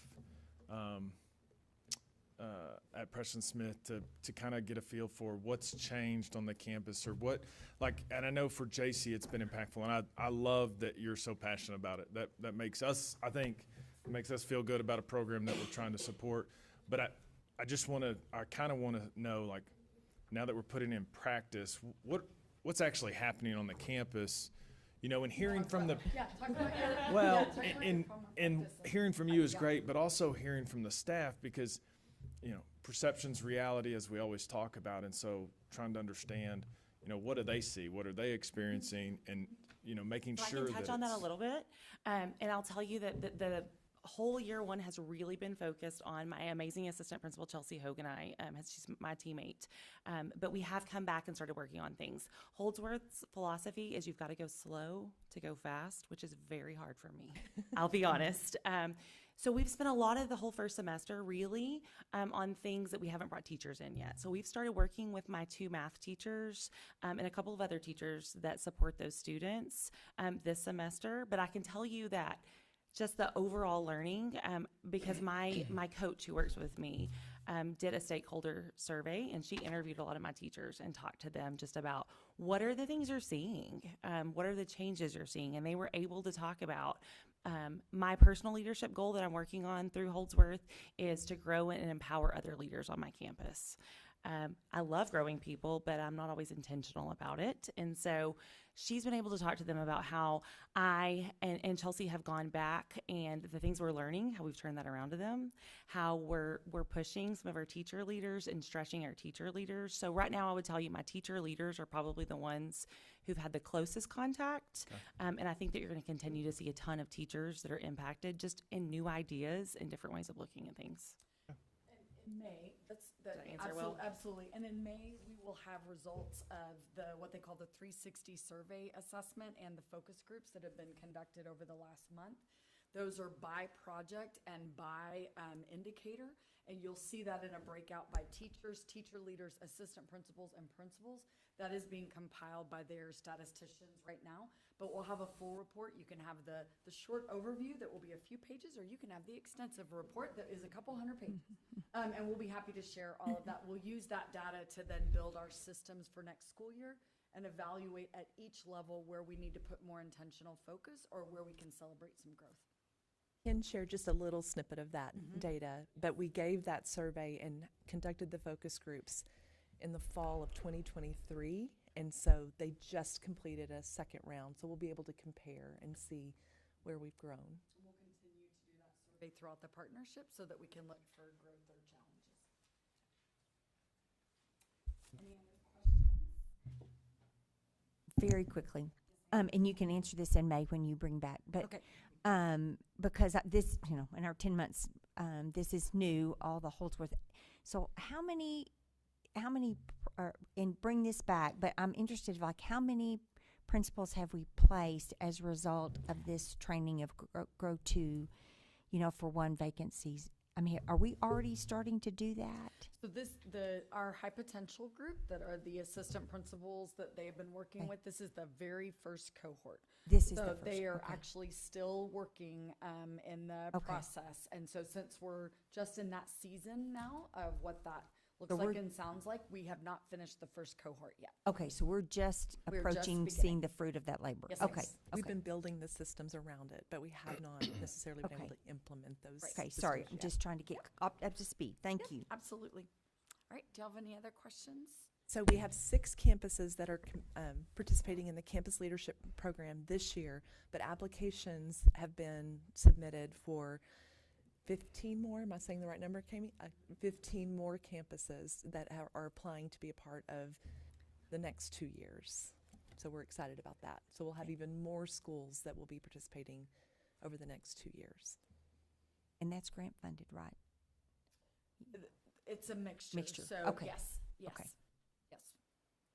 yes. Not really a question, more of a a comment. Just, you know, as you guys get up there and talk about this, I think about my own professional development and career where, you know, I went from doing one thing that I compare to, you know, and it's not near as hard, but, you know, compared to being a teacher to going to being in a leadership position. And there wasn't really a training program for that. And so I'd say the learning curve for me personally was pretty steep. And you know, I look at, you know, and you've been through it, and JC, sure, you've been through it in your career, but going from being a teacher to being a principal and all the things that come along with that, personnel management being probably one of the hardest things to do that there is. So every time you all get up and talk about it, it seems like there's a tremendous amount of buy-in to this. I'm a huge structure guy as a person who's not naturally organized. Personally, I love structure. So, you know, all the qualitative things that go along with that are just things I think you have to learn over time. But having quantitative measures to the work that you're doing and how to develop leaders, I think is great. So glad you're all excited about it, and that makes me excited about it too. We've had a lot of conversations through this work about those transitions to different positions and how you really have to focus on the changes that you make in both how you spend your time and the skill set that you need to adjust, and how you see your personal identity, what you value as leader. There's shifts in each one of those transitions. And so we've reflected a lot through our own journeys in those shifts, but that's really building systems around those shifts and what is needed have been powerful for us. Good. Thank you. While we're transitioning to the next item, I have to leave. I'm sorry, so I apologize. I'm going to hand the gavel over to Trustee Curry to finish out the meeting. So, thank you, Beth. I think we have Ms. Finger up next. She's allotted 5 minutes. My very information filled.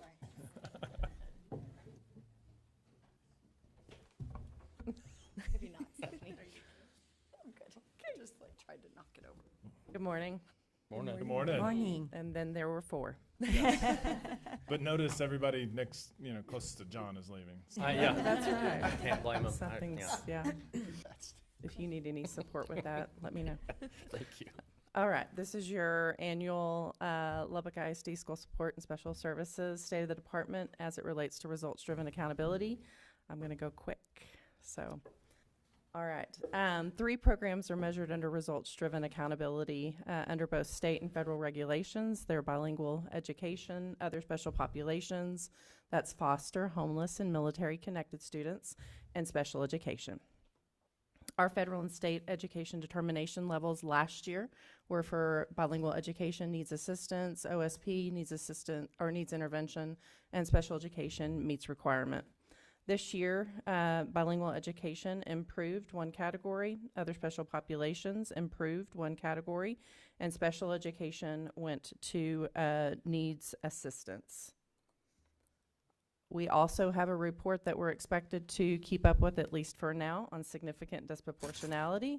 There are 98 indicators to be 100% compliant, and we were found to be out of compliance with 2 categories that we'll monitor for year 1. And that's all I'm going to say there. Our federally required elements that we are to stay in compliance with is state performance plan compliance indicators under special education. There are 14 of those. We were found to be compliant in all of those areas. When it relates to valid, reliable, and timely data, we were found to be compliance at the highest level there. As it relates to status of uncorrected non-compliance, which has to do with TEA complaints, we were found to be in compliance there at the highest level. And for all financial audits as it relates to special education, we were found to be in compliance at the highest level there. And our theme this year, by the way, is called Be Courageous, so you're getting a hero-themed PowerPoint presentation.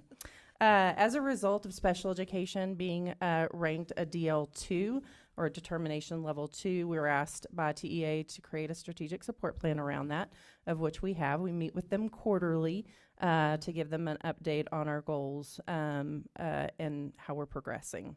But overall, for the program areas, we had great results for bilingual education, grades 3 through 8 math above state percent. For our students who are categorized as ESL, grades 3 through 8, reading was above the state average. For EBs or emergent bilinguals, those that are exited from that service, grades 3 through 8, significantly above average in all content areas. Our students who are emergent bilingual for STAR end of course, their passing rate well above state average in Algebra 1, Biology, and U.S. History.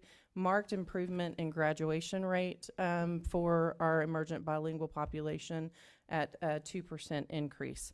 For other special populations, our military connected students continue to do very well, grades 3 through 8 above state average in all content areas. Marked improvement in grades 3 through 8 for all 3 groups and above state standard in RLA. Also for other special populations, so this is foster, homeless, and military connected, we're above state standard in U.S. history, 91%, above state standard in biology, above state standard in English 1 and 2, and we had a marked increase in this particular group by 2.6% increase. And I would like to give kudos to our campuses who've worked very hard in tracking our students who are both homeless and receiving foster care services, ensuring that they are graduating and staying in school. For special education year after exit, we're well above the state standard in grades 3 through 8 math, reading, and science. Those are our students who have received special education services and then been dismissed. For our students who are receiving dyslexia services, our RLA passing rate exceeds the state by 6.4%. Our end of course passing rate for Algebra 1, Biology, and U.S. History also exceeded the state standard. Our graduation rate for students receiving special education services remains at a performance level 1, which is good. Our dropout rate remains at a performance level 1. Our students who are accessing the least restrictive environment or general education who are ages 3 through 5 also remain at a performance level 1, and that sometimes is difficult to do. Our Star Alt 2 passing rate for our students in our specialized programs, their average is 95% at a level 2 satisfactory performance, so we are happy there. The areas across the programs that we've identified where we work together in the department across all of these subgroups are our attendance rate, our dropout rate for homeless and bilingual, our achievement for reading and math 3 through 8 special education, bilingual education 3 through 8 science is a focus, all programs, English 1 and 2 for 9th and 10th grade, and then disciplinary removals for special education. Those are the 4 areas that we're focusing on. Those are the 4 areas that you would see in our strategic support plan with strategies and activities that we're following across our campuses. In addition to our strategic support plan, we ask our campuses who are listed here that have a performance level 3 or 4 that contributes to the overall determination level for results-driven accountability to put together a campus plan. That can be incorporated into their campus improvement plan or their target improvement plan based on where they have performance level indicators again at 3 or 4. For discipline, we ask that if they're a 2, they also look at their discipline strategies and activities. They do that by trying to seek a higher performance level score by looking at where they fall in their ranges. They do that for both of those areas, and then we make sure that's tied into our strategic support plan when we're meeting with TEA. So steps for campuses to take is to do a student level data review, go through a 5 root cause analysis, determine what they can control, write strategies to address the area, come up with 1 or 2 measurable activities, and monitor and report. On top of that, our department, regardless of what our state says or our federal government, we write continuous improvement plans at the beginning of every year to address areas where we know we need to continue to improve and grow. And so a couple of quotes there at the end. This was also a presentation for my own staff. So I leave you with results-driven accountability. I want to thank Kami and her team for their relentless and passionate monitoring and dedication to ensuring that all kids are successful. I do want to say that this results-driven accountability is an example of how public schools are absolutely accountable for the dollars that we spend to support our students. Absolutely. I mean, I know that, you know, I've told you this before, but I don't know how your team keeps up with this stuff. It blows my mind. And so kudos to, I know there's a lot of people behind yourself. But I also think in the way you present and hold yourself and hold your team accountable, you know, there's no question as to why you were asked to speak last week or week before last in Austin. And so, and then after I'm done with my synopsis, I do have one question for you. But the other thing I would say for those listening, you know, I've heard a lot, especially lately. I think yesterday one of the representatives as part of the HB3 hearing was complaining about the overhead, you know, that if we focused more on teachers and prioritize teachers, and I don't disagree that teachers should be prioritized. They're the ones making the big, but it's data like this that requires so many people, and this is not something that we're doing because we just want to do it, and I'm not saying it's not important. Every kid is important, and so I love that you and your team and our district values it, but it takes a lot of people to track all of this stuff. And that can't be a teacher in the classroom. And so, you know, it's just another method to show folks, you know, people aren't hired typically to waste hours and time. It's to comply with federal and state and lots of other regulations that we have no say-so over. And so, and I don't want to minimize the fact that this is important. That's not my goal. But I just think it's interesting that folks who never see real data love to throw rocks at, you know, what's being done. And again, and I think our teachers are the most important. So that's not a dig there, but it frustrated me when I heard that. And I can't remember who the representative was that said that, but I just think it's disingenuous. There may be districts that are doing that. We haven't had that luxury during my time. And, but then can you, if you're allowed to or able to, can you speak to why our SPED determination level dropped? Yeah. Last year there were report-only categories in the area of discipline. And so ISS, OSS, DAP placements were report-only. And so those weren't included in the report. So we met requirement last year, as many school districts met requirement last year. And so those were included in this year's report.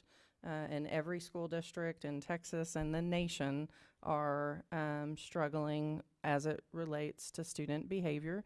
And so, you know, on the discipline side of the house, we have a Texas Education Code that allows us to utilize discipline measures, like in school suspension and out-of-school suspension and DAP placement, as appropriate. In the calculation under RDA, they don't just include discretionary, they also include mandatory.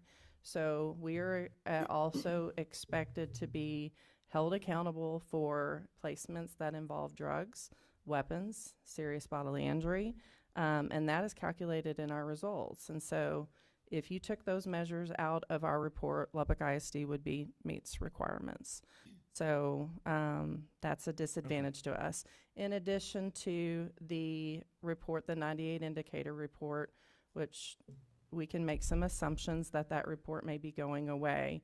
We hit in two areas. We hit over-identification for autism and Asian, and over-identification of students who are Black and being placed in out-of-school suspension.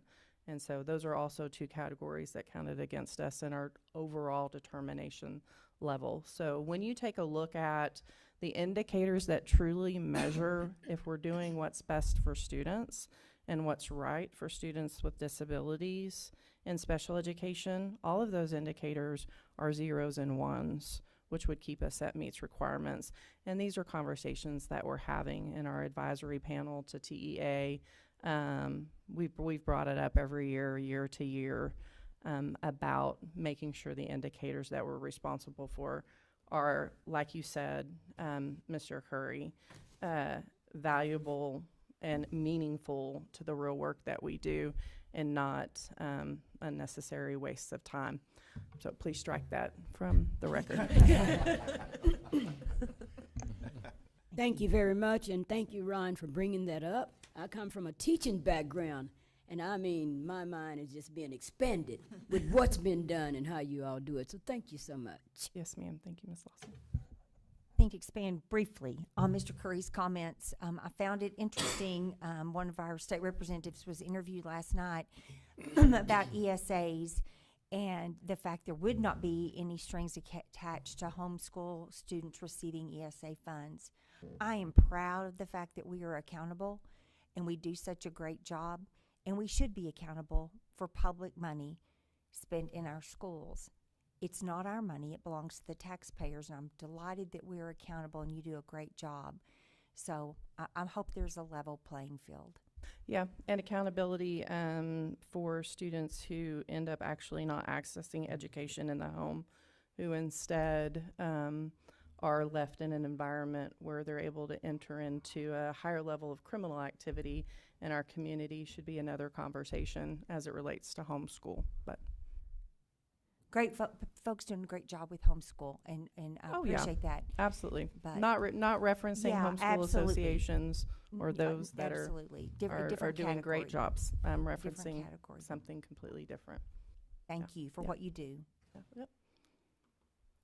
I really like that succinct presentation. Thank you. all for for y'all. we would be so succinct. No, I'm not either, so you're fine.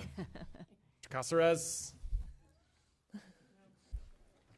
If this wasn't recorded, I may have said something different. It's okay. I've been called a lot worse. I know. That's what I was just gonna. I was gonna use some of those that I've heard over time. All right. Good morning again, Board of Trustees. Today we're going to talk a little bit about how the work that we're doing so far in our school consolidation framework. So, our objective today and to talk about is to build a common understanding of purpose of goals and decision-making framework of potential school future consolidations, explore different approaches to these decision-making frameworks, and then also review potential decision-making criteria to understand the impact on our system. So as a district, we are committed to our North Star goal, our mission, vision, and values, because in the end, we want to make sure we are providing high-quality student experiences for every student every day. In order to make sure we achieve these goals in light of declining enrollment and financial challenges, it is essential that as a district, we review school-level sustainability on an annual basis and take bold action when needed in order to achieve sustainability as a system while offering every student the educational opportunities they deserve.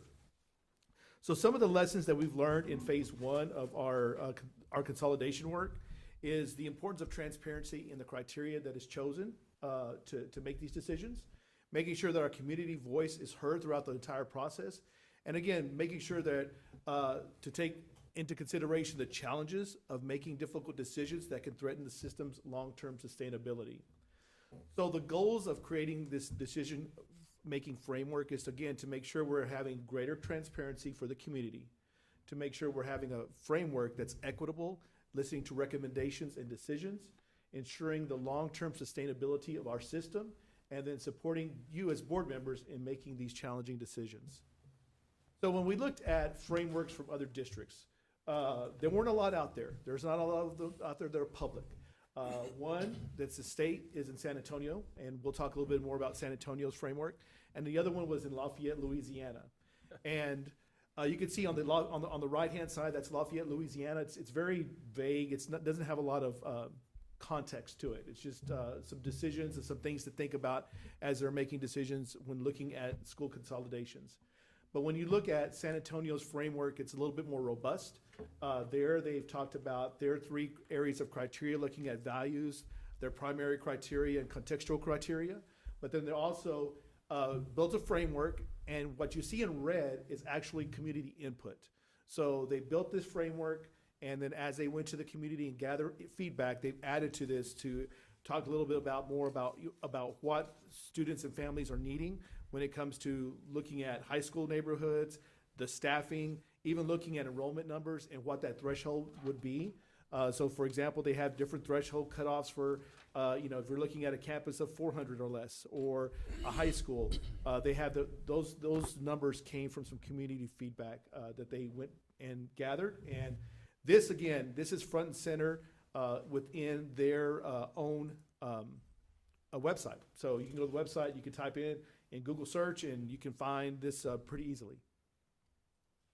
So when we look at different types of framework that would fit us as a district, we can look at a whole a variety of different ways. We can look at things that are less prescriptive and things that are more prescriptive. So, we can think about a vision statement, a generality of what do we want to make sure that, we have a sustainable system. Or we can look at a decision-making framework, like what are some of those key components that are actually needed in order to help us make a better decision. We can look at enrollment, facility, the conditions of the facilities. And then that will help us kind of make a final decision. Or we can say, have a very strict criteria, say, at this certain number, we will do this if we have a campus of less than 250 students, for example. And then again, we can bring forth a list of considerations and build a rubric based on all of the decision-making factors that we need to make that's best for our district. So when we look at the rationale for the framework type, again, we need to make sure we take significant action to address challenges facing our district, looking at our unique geographical considerations, because even though Lubbock is flat, we have some very unique geographical things that we have to think about, whether it's structures that are built geographically or even internally, like a roadway or an interstate. Also, we need to make sure we have openness to community voice and feedback. So when we look at the proposal for a framework overview, we're going to look at the goals of the overall process that will guide our decision-making, look at quantitative measures or metrics that will identify schools for potential consolidation in the future, and then a qualitative community-specific information that will inform our ultimate decision-making process. So some of our guiding principles is, again, we want to make sure that our students have a robust student experience. It is important that our students are able to have theater and choir and orchestra and have those things that make our district unique in our area. Make sure that we have financial sustainability, making sure there's equal access for an opportunity for all of our students, that it is community-centered, and that we are transparent in the guiding principles that we push forward. So some of our proposed metrics is to look at things such as overall enrollment. Again, looking at a number determined by input from board and the community, and looking at facility utilization rates, saying that if we have a building that's under 70%, that could be a possibility to look at for future consolidations. And look at per pupil spending. Is it above the district average? So, taking a combination of all of these things to make sure that while we're looking at campuses, that could be something that could be looked at in the future. So, let's say that as an example, we place a metric of 450 as a metric or threshold for enrollment. That would look at, that could possibly look at 15 elementary schools and 4 middle schools. So if we were to take a elementary school like Honey, for example, the Honey Elementary, their overall enrollment for this year was 425. So, okay, that means under the 450 threshold. But when we look at the facility utilization, they're at 114%. So, that would take them off the list. So, they may hit one threshold, but when we look at another threshold, another layer, that would take them off that list. And then even we looked at their per pupil spending, when we compare that to other elementary schools, they're below the district average. So that in the end would not, that particular elementary would not meet the criteria of, or the metrics because again, only one threshold was met out of the 3. We can also look at other alternative options to add to our metrics. We can look at potential criteria, making sure that if we're looking at a school within the same high school feeder pattern, because there are certain campuses, certain middle schools that only feed into one high school, or there's only one middle school that feeds into a certain high school. So we want to make sure that we offer options for our families so that we have a continuity of services, but we also know that if we do that, that limits some of our options that we have to take action. We can also look at making sure some of their schools and look at our geographic boundaries. Again, the strength is it allows our families to be able to access quality education opportunities. But again, as a decision-making process, it limits actions because we're limiting options there. We can also look at sufficient facility capacity to accommodate all students, making sure that as we make consolidations in the future, that we're making sure that 30% of our students from the same school stay together, going into another school, And again, the strength there is it provides continuing for our families, but also creates opportunity for community building. But again, it limits some options for actions and also places a high burden on the receiving school to take care of those students coming in. And then another criteria we can look at is higher academic performance. It helps our families feel that they're benefiting from the decisions that are being made. But again, it also limits options for actions that we take place in the future. Some other contextual considerations that we can look at are things such as program offerings. Does the school have a unique program that is serving students and is not available elsewhere? We can look at historical context there about what actions have taken place in a school or a community in the past and how has that impacted that area.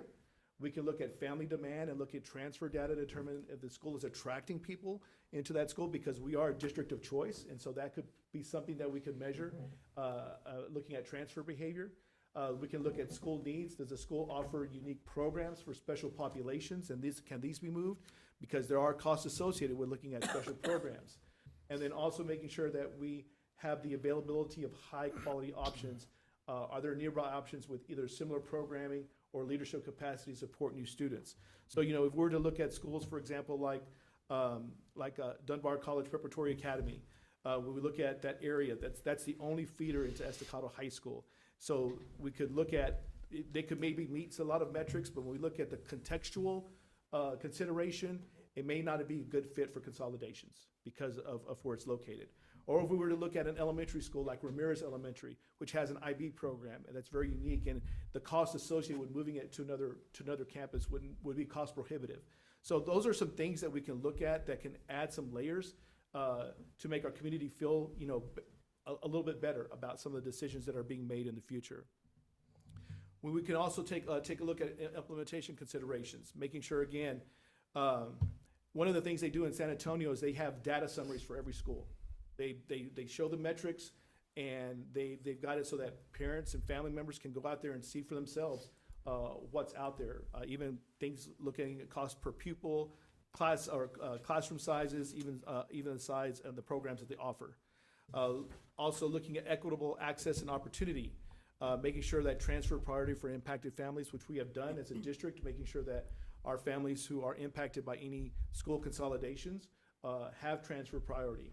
Looking at additional resources for the receiving schools, and just making sure to have the board vote on a set of decisions versus individual schools to ensure consistent implementation of our frameworks.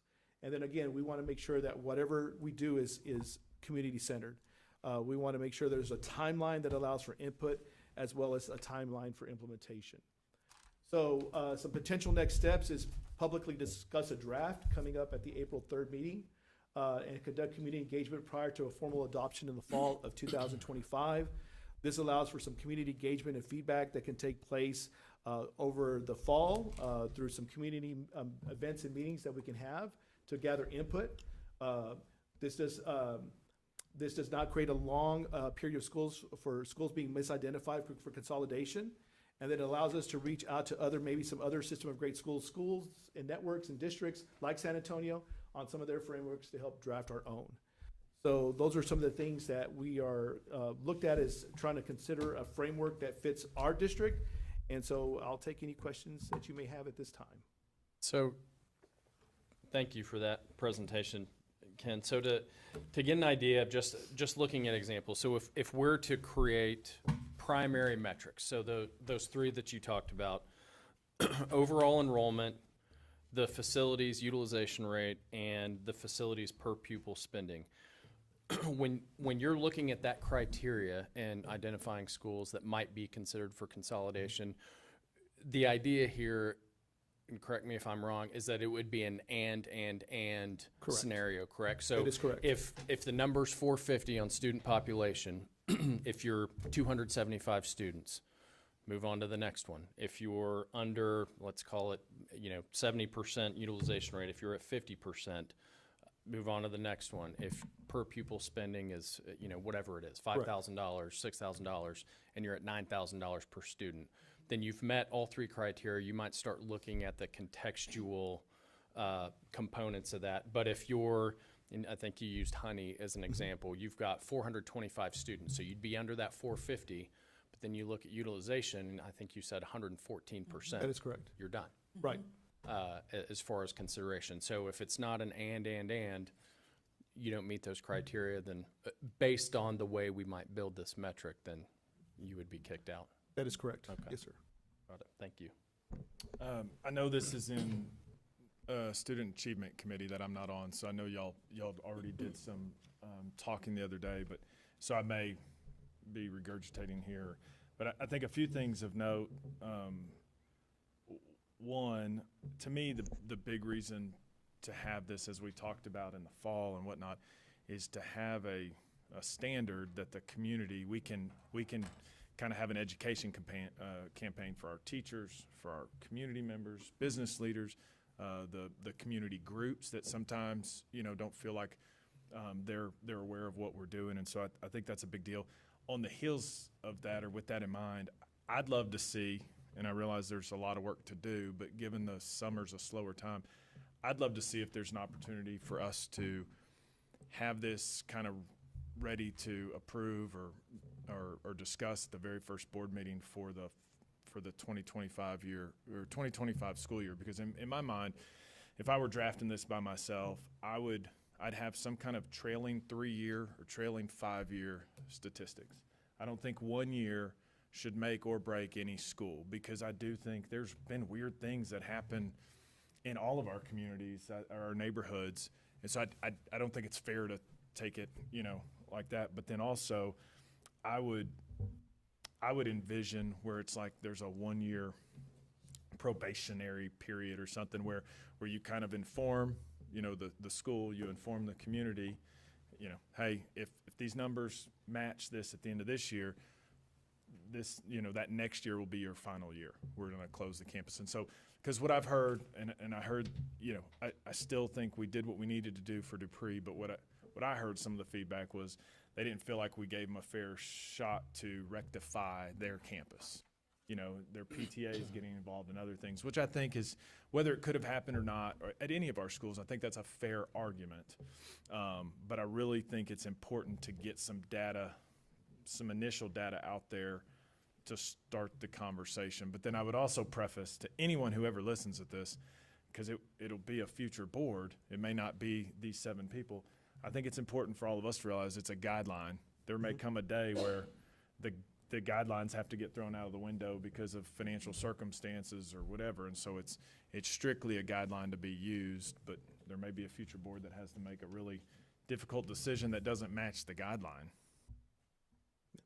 But I love the fact that I appreciate the committee doing the work on Monday, and I love the fact that whenever it's finished, I hope sooner than later, that we're going to have some stuff that the community can feel they have an idea of where their neighborhood school is at. Mm-hmm. Absolutely. And I think, part of that is just gathering some community feedback as well, because, again, even though Lubbock is growing as a city, we have a lot of people that are very involved with their schools and in their school community. And I think there's a lot of pride in our schools, which is great. And so I think getting some community feedback to help us determine, what is that threshold that we can live with as a community is important.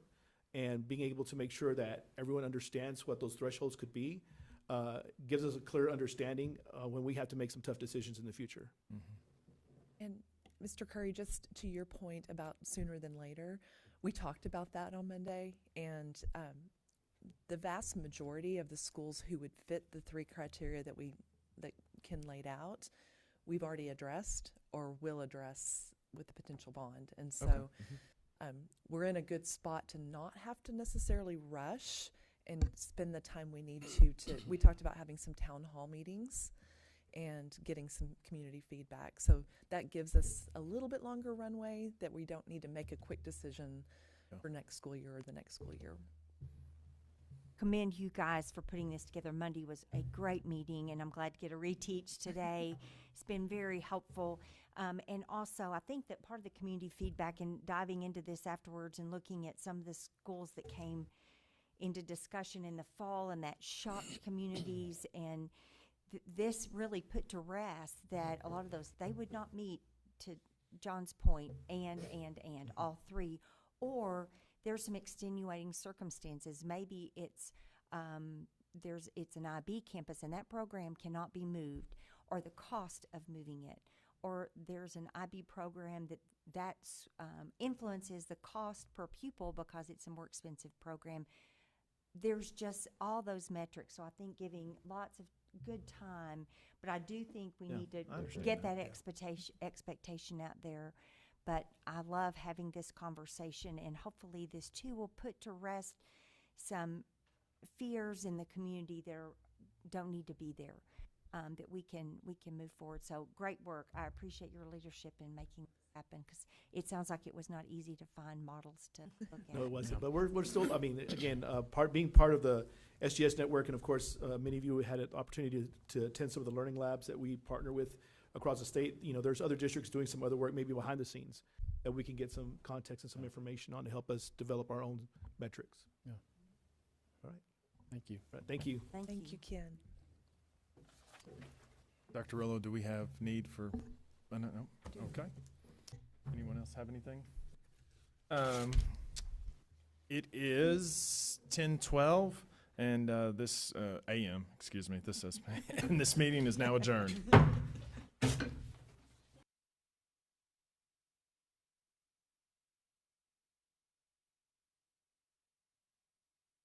Without, there would be such euphoria. Those are two most energetic people.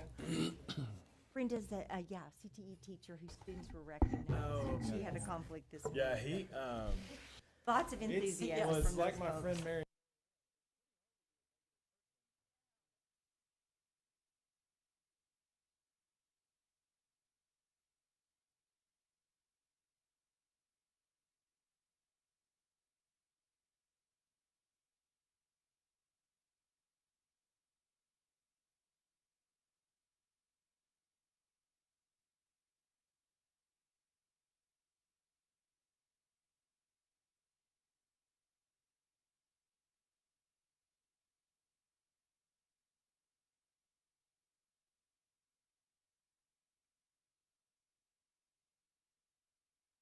Adapt. I started in this new post-COVID economy. I started in 2020 and then kind of just carried it into where we're at now. So I never really knew anything different. During COVID, it was a lot easier to buy real estate. It's gotten harder over the last 3 or 4 years. So I've been able to kind of adapt and grow in a harder time, which has been more